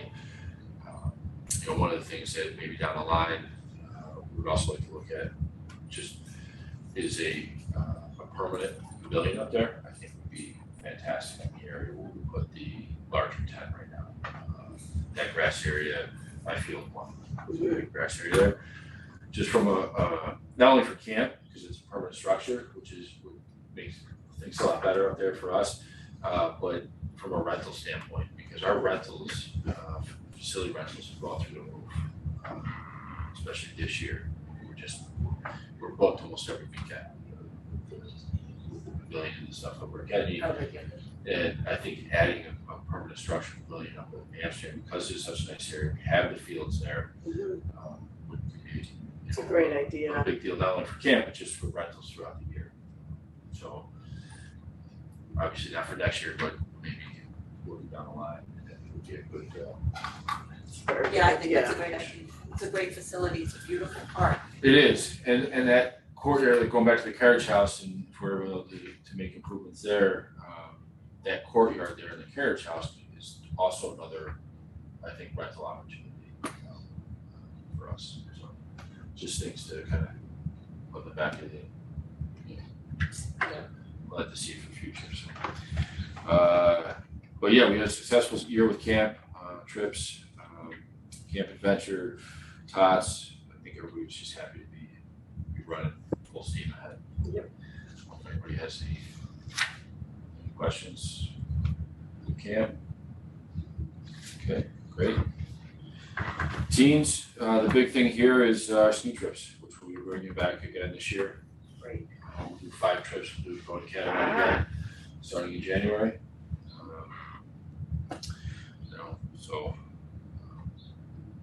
been asked to add trips for high school. We haven't dabbled into that yet. High school ski trips. Yeah, and what it is to carry over the kids that are no longer in middle school. Yeah. They've been going on the trips, they want to keep going. So been asked, it's just right now with what we're bringing to Catamount is kind of our back. Like Catamount can't take it. Like we come up with such a big group. Well, could we potentially cut one middle school trip and make it a high school trip? Like just do one off high school. Yeah, and see how it goes. We could, I hate taking, like, you know, like, we sell out so quick for all 5 trips. I would hate to shrink that down to like only 4 weeks. Right. Because they love it. It'd be something we would end up looking at having to probably do a different night. We would go that route, but it's we've had a few conversations with it, but it might be something that, if not this year, next year we'll add to the cycle. But we take 2 coach buses, it sells out very quickly. So looking forward to doing that again this year. But that's the big thing with teams. That's the big focus right now. It's a tough group to get to. So they keep entertained. So, unless we put a Starbucks in the community center, I'm not sure we'll be able to pull The boba tea, pull them all we need in, the yeah. boba. Yeah, or boba tea, yeah. Adult rec is relatively status quo. We had another good year with that. Softball's the big one there, and our outdoor and / indoor basketball, adult basketball nights that we do here at the outdoor basketball court and at the school in the winter. Adult softball, we had 20. We lost a team this year. We were down to 27 total teams. So not ideal, but we don't want to. Right now, I'm talking to the rec commission and some of the folks who've been in softball a long time. No one really wants to open up the outside. We want to kind of keep it a resident-driven league right now. So we'll do it. I mean, 26 teams, which is fine. It's a strong league. It's good. We had a good year, I think. All positive feedback after. So it's resident plus Chappaqua School District. Correct. Yeah. And I mean, there's a stipulation in there, like, there are residents that have maybe Pleasantville or Lowell that are grandfathered in, but they don't allow you outside residents. But no big changes there. Still programming is still strong. Anybody has any specific questions? Our seniors are back. Christine and Maria, our part-time office assistant. Basically, she's Christine's right-hand woman when it comes to all of our senior programming things at the community center. We're offering on average 2 trips a month right now. We are one of the big things here that has been added to the capital project is a senior bus because ours has been taken out of commission. So we have been, Northeast Special Recreation has been very nice, allowing us to use one of their buses for our trips. But basically, they're not back to full programming yet, so I'm a little nervous once they do, that might no longer be available to us. So I would like to, Christine did good, some quotes off the national contract for a replacement. I know Rob put it for the capital project. So is that something that we might be able to move forward with ordering this year? Okay, fantastic. Is it like electric, like a hybrid, or it's just a regular bus? Yeah, gas bus. Okay. I would like to stay away from electric. Last experience with an electric bus. But yeah, it would be a gas 14 passenger bus. That's what we'd be looking at with a chairlift. Right. So,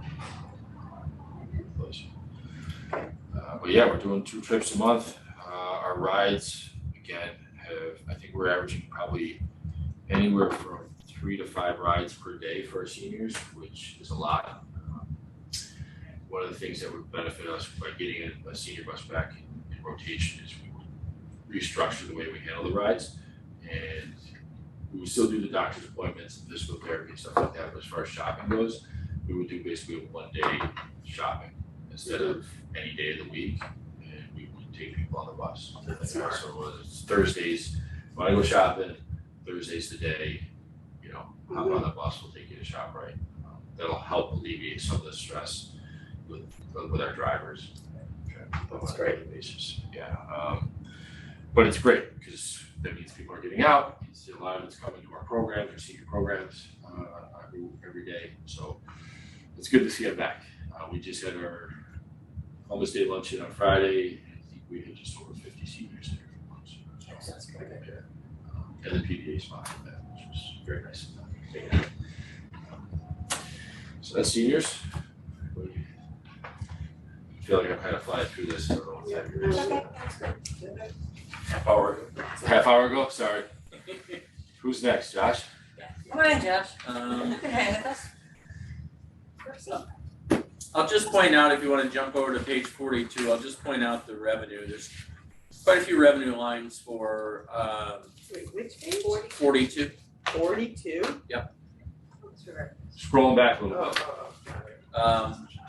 You'll see the majority of the lines stay pretty much the same. with the exception, most of the way down on the page, of co-sponsored recreation programs. Like I just talked about, we budgeted 195,000 there, up from 100 this year. As he mentioned, that had almost doubled. When the expense doubles, so does the revenue in this case. So, when you combine the lines beginning with youth recreation, with adult recreation at 2001.001 and go down about 14 lines, it accounts for about $1 million, between probably $950 and $1 million in revenue for the town in a year. So, you just heard Ike go through all the expenses and they were significant, but they also bring a lot of revenue to the town as well as providing activities for everybody. We try. All right. Yeah, if there's anything else you want to touch on, I don't know if there's capital vehicles is a big thing for us right now. Yeah. We have a lot of projects going on, Millwood, the playground, tennis court, hopefully get done. The lights in the field just got done, Amsterdam, soccer field just got done. So that was Yeah, a lot of the projects, all the projects with SAM grants have been through been covered. Ike's department. So, as he mentioned last year with the Millwood Park lighting, the ball field lighting, now we're gonna go and replace the playground there and resurface the tennis courts. It's gonna be an ADA compliant walkway that continues to. Great. And then they're just completed, I know we just had the ribbon cutting at Amsterdam. And, Ike's got a nice list of projects that we're ready to go with whenever Senator Harcum and or Senator Burdick are able to provide those funds for us. But it's been huge that we've been able to cover 2 grants. Yeah, Get it done, great. so, yeah. And again, because we've gone out to bid and put ourselves in a position that we have the roles in hand, we've been able to just fill out the applications. Yeah, we haven't had a ton of notice, right? It's like on a Monday, they say we need this list by Friday, and we're like, Right. We got it. okay. Yeah. I was like when I get the call, so I was like, hey. Can you give me a quote tomorrow? Yeah. We're looking at some money, quick. Yeah, Yeah. quick, you get this to me, so we've been fortunate that it's worked out in the town's favor, and we've been able to get these much needed projects. Again, down in the pipe, senior bus might be another great group. Funding happens to come all around. Great. Okay. Yeah, I'm so impressed by the breadth of the programs that you handle, and they're all great programs. So Thank you. thank you so much. Yeah, So we're very lucky to have appreciate this, it. it's high quality programming. Thank you. Fortunately, I got a good staff, so Yes. they love what they do. So, and I keep them busy. Yes. Ditto, you guys do an incredible job. Thank you. Thanks, Chris. And Appreciate that. thank Christine and the rest of the team. I need you for 2 seconds just outside. Yeah. We're done with height. We're done with We're that? done with height. Josh, I well, Thank you so much, thought Ike. before you maybe we can make an appointment in the next couple weeks, just to go over some stuff. yeah, let me know. Okay. It's fine. Alright, sounds good. Thanks, Ike. All right, Thank you. Thanks, Ike. We saved the Most complicated for That's last. the last, most exciting. Yep, not quite the DPW budget, but close. Town assessor. Good morning out there in virtual land, good morning here. Good morning, Peggy. Okay, so my budget is essentially paper clips and salaries. Page 78 for anybody following along. I'm happy to go through it. So my office handles, we have about a $6.8 billion assessment roll that we administer. And we do that with myself and Denise Lombardi, who's the property appraiser, and Carolina Petrosino, who is our assistant assessment clerk.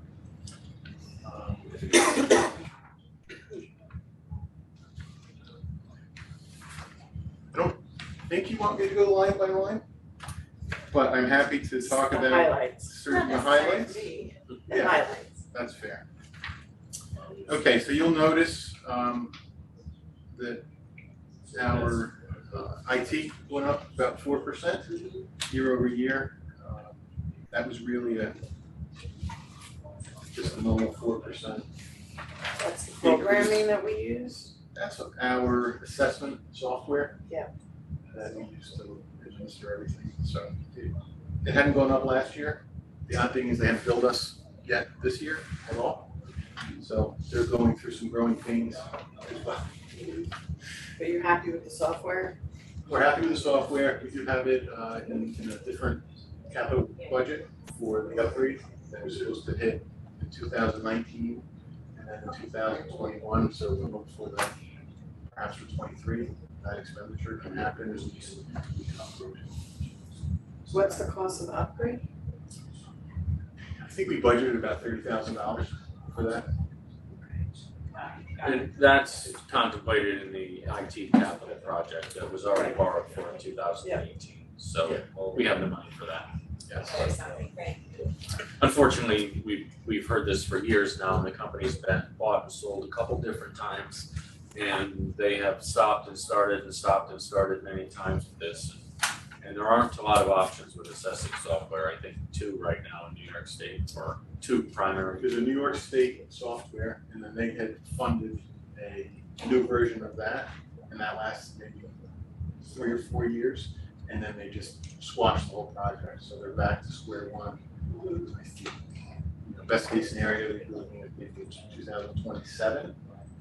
So we're sort of married, Probably married to them. wouldn't shock you to know that New York State tax assessing laws and It's probably the most complicated in the country, and that has a negative effect on software, browser, the algorithm.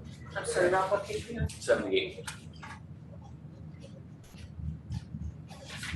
Okay, so under our contractual services, we're going to keep that the same. We had budgeted $25,000 last year. We're going to keep that the same. We do have some active certs coming down the pipe that we may need to use that for appraisals. Wherever we can, we do those appraisals in-house, but sometimes we need pre-trial for exchanges. You'll notice my large percentage increase was for the meal allowance for the Board of Assessment Review. We went up 25% from $200 to $250.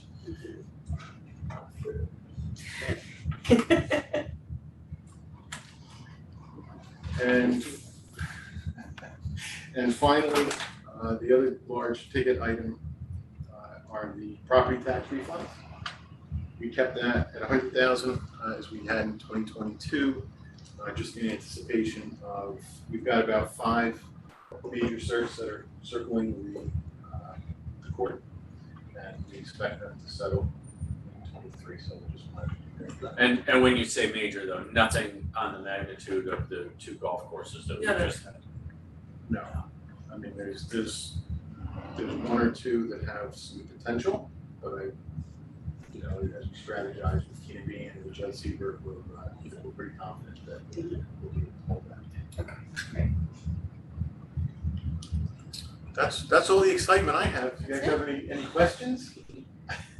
We're good.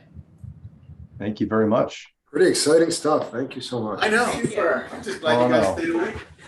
That's good. That's good. It's good that way. Well, you got us in the Thanks, morning. Josh. All right, thank you very much. Thanks, Josh. So we did have NCCMC listed on the schedule, and I guess I will be their representative as I'm on the board of NCCMC. There are no changes in their fees for 2023. What is the page? There's not necessarily a budget line for them. You'll see some of them in management information systems. That would be page 117 under contractual services. We'll see some of the those increases happened in 2022. As you see, the prior numbers were 90,000, 53,000, then we went up to 125,000. That encompassed both NCCMC and the Logically increases there. That's for the contractual stuff we have with them. That's maintaining the website. It's handling the newsletter. It's maintaining the electronic sign, both on the exterior and the interior of the town hall buildings, and some of the other ancillary services they provide. The $129,000 that we talked about last night was under, I think, the town board's annual allocation, and that really comes from their franchise fees that we receive from the cable companies. That is their standard appropriation, and that covers just the broadcasting of all the meetings that they do for the town board. So we realized in the last year we had anticipated the expense and included it in the budget, but we never actually approved the addendum to their contract. So the way NCCMC's contract reads, they have a contract and then they have Appendix A, which is their price list. It changed from 21 to 22. When Diana went to pay the bill, she realized we didn't approve the one for 22. So that will come in the next week or two for the board just to approve that price list. It won't change for 23. So I guess that was the last topic there. I guess we can talk if anybody has any questions of me on the budget as a whole or any individual lines. You can ask me now. You can ask me during the week. I'm available. So, Nothing specific, but then on Tuesday, we're gonna have the preliminary budget discussion, just because. We can, so for your consideration, and I don't really have any other budget requests that came outside of what I have here. We had the judges' salaries where they had requested, they're currently both at 27.5. By their calculations, the average of judges in the area are paid 32.5. So that could be for your consideration, and you can give me your decision on that next Tuesday. And any other comments? I know the chief said he and I differed on one line, and I actually gave him more money. yeah, and also he did send you. Yeah, but he said it would be covered in the line. Yeah. So then that is just What is that? It was the civilian. the civilian court officers that he was going to increase their salaries. So that's anticipated in that part-time line he has in the 3121, and he'll just include those salaries in the part-time salary schedule for the organizational meeting.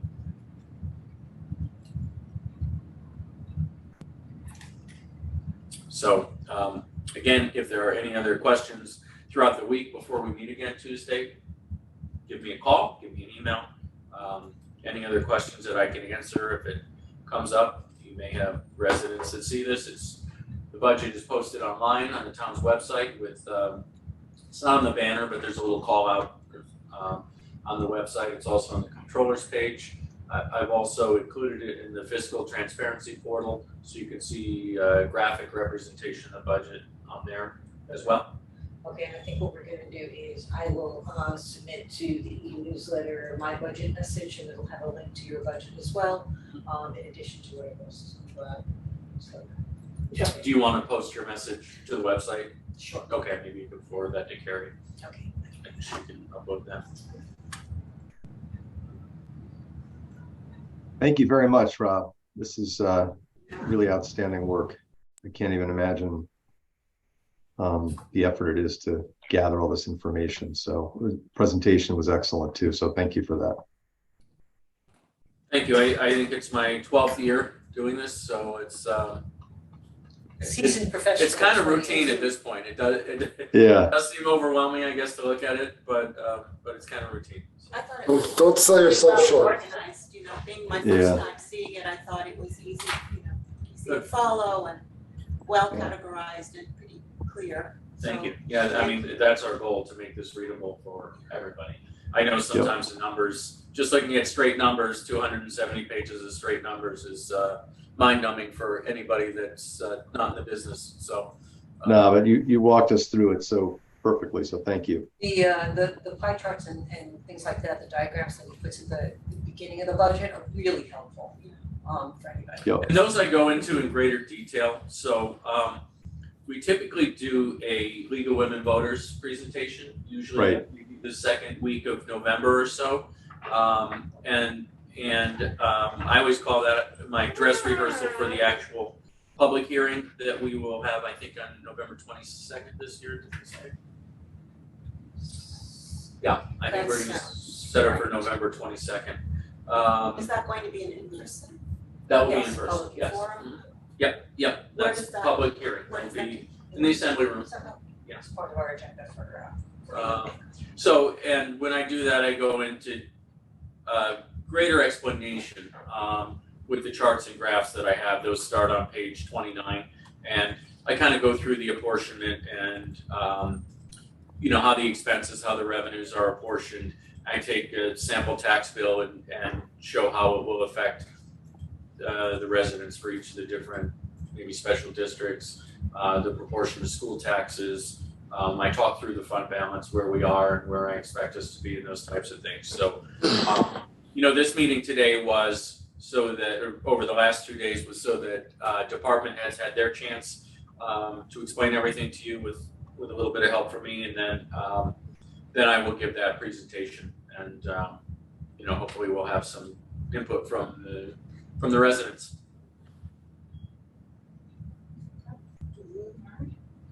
Fantastic. Jill, thank you for that memo, summarizing the highlights and, framing everything. That was really helpful. Yes, excellent memo. good overview, thank you. Okay. That's it. Okay. Well, these All guys right, need to thank you, go everyone. to their day. Thank you right. all. All right, thank you Feel guys. good. Feel good, everybody. Feel better. Thanks. Have a good day, thank you all. Oh, we just need a motion to, Oh, Motion. well, we're not even technically in a meeting, frankly, we don't have a quorum. Well, you and I But, can just okay, move or you I want to- move, I second. all in favor, Done. aye, they can't vote anyway technically, so.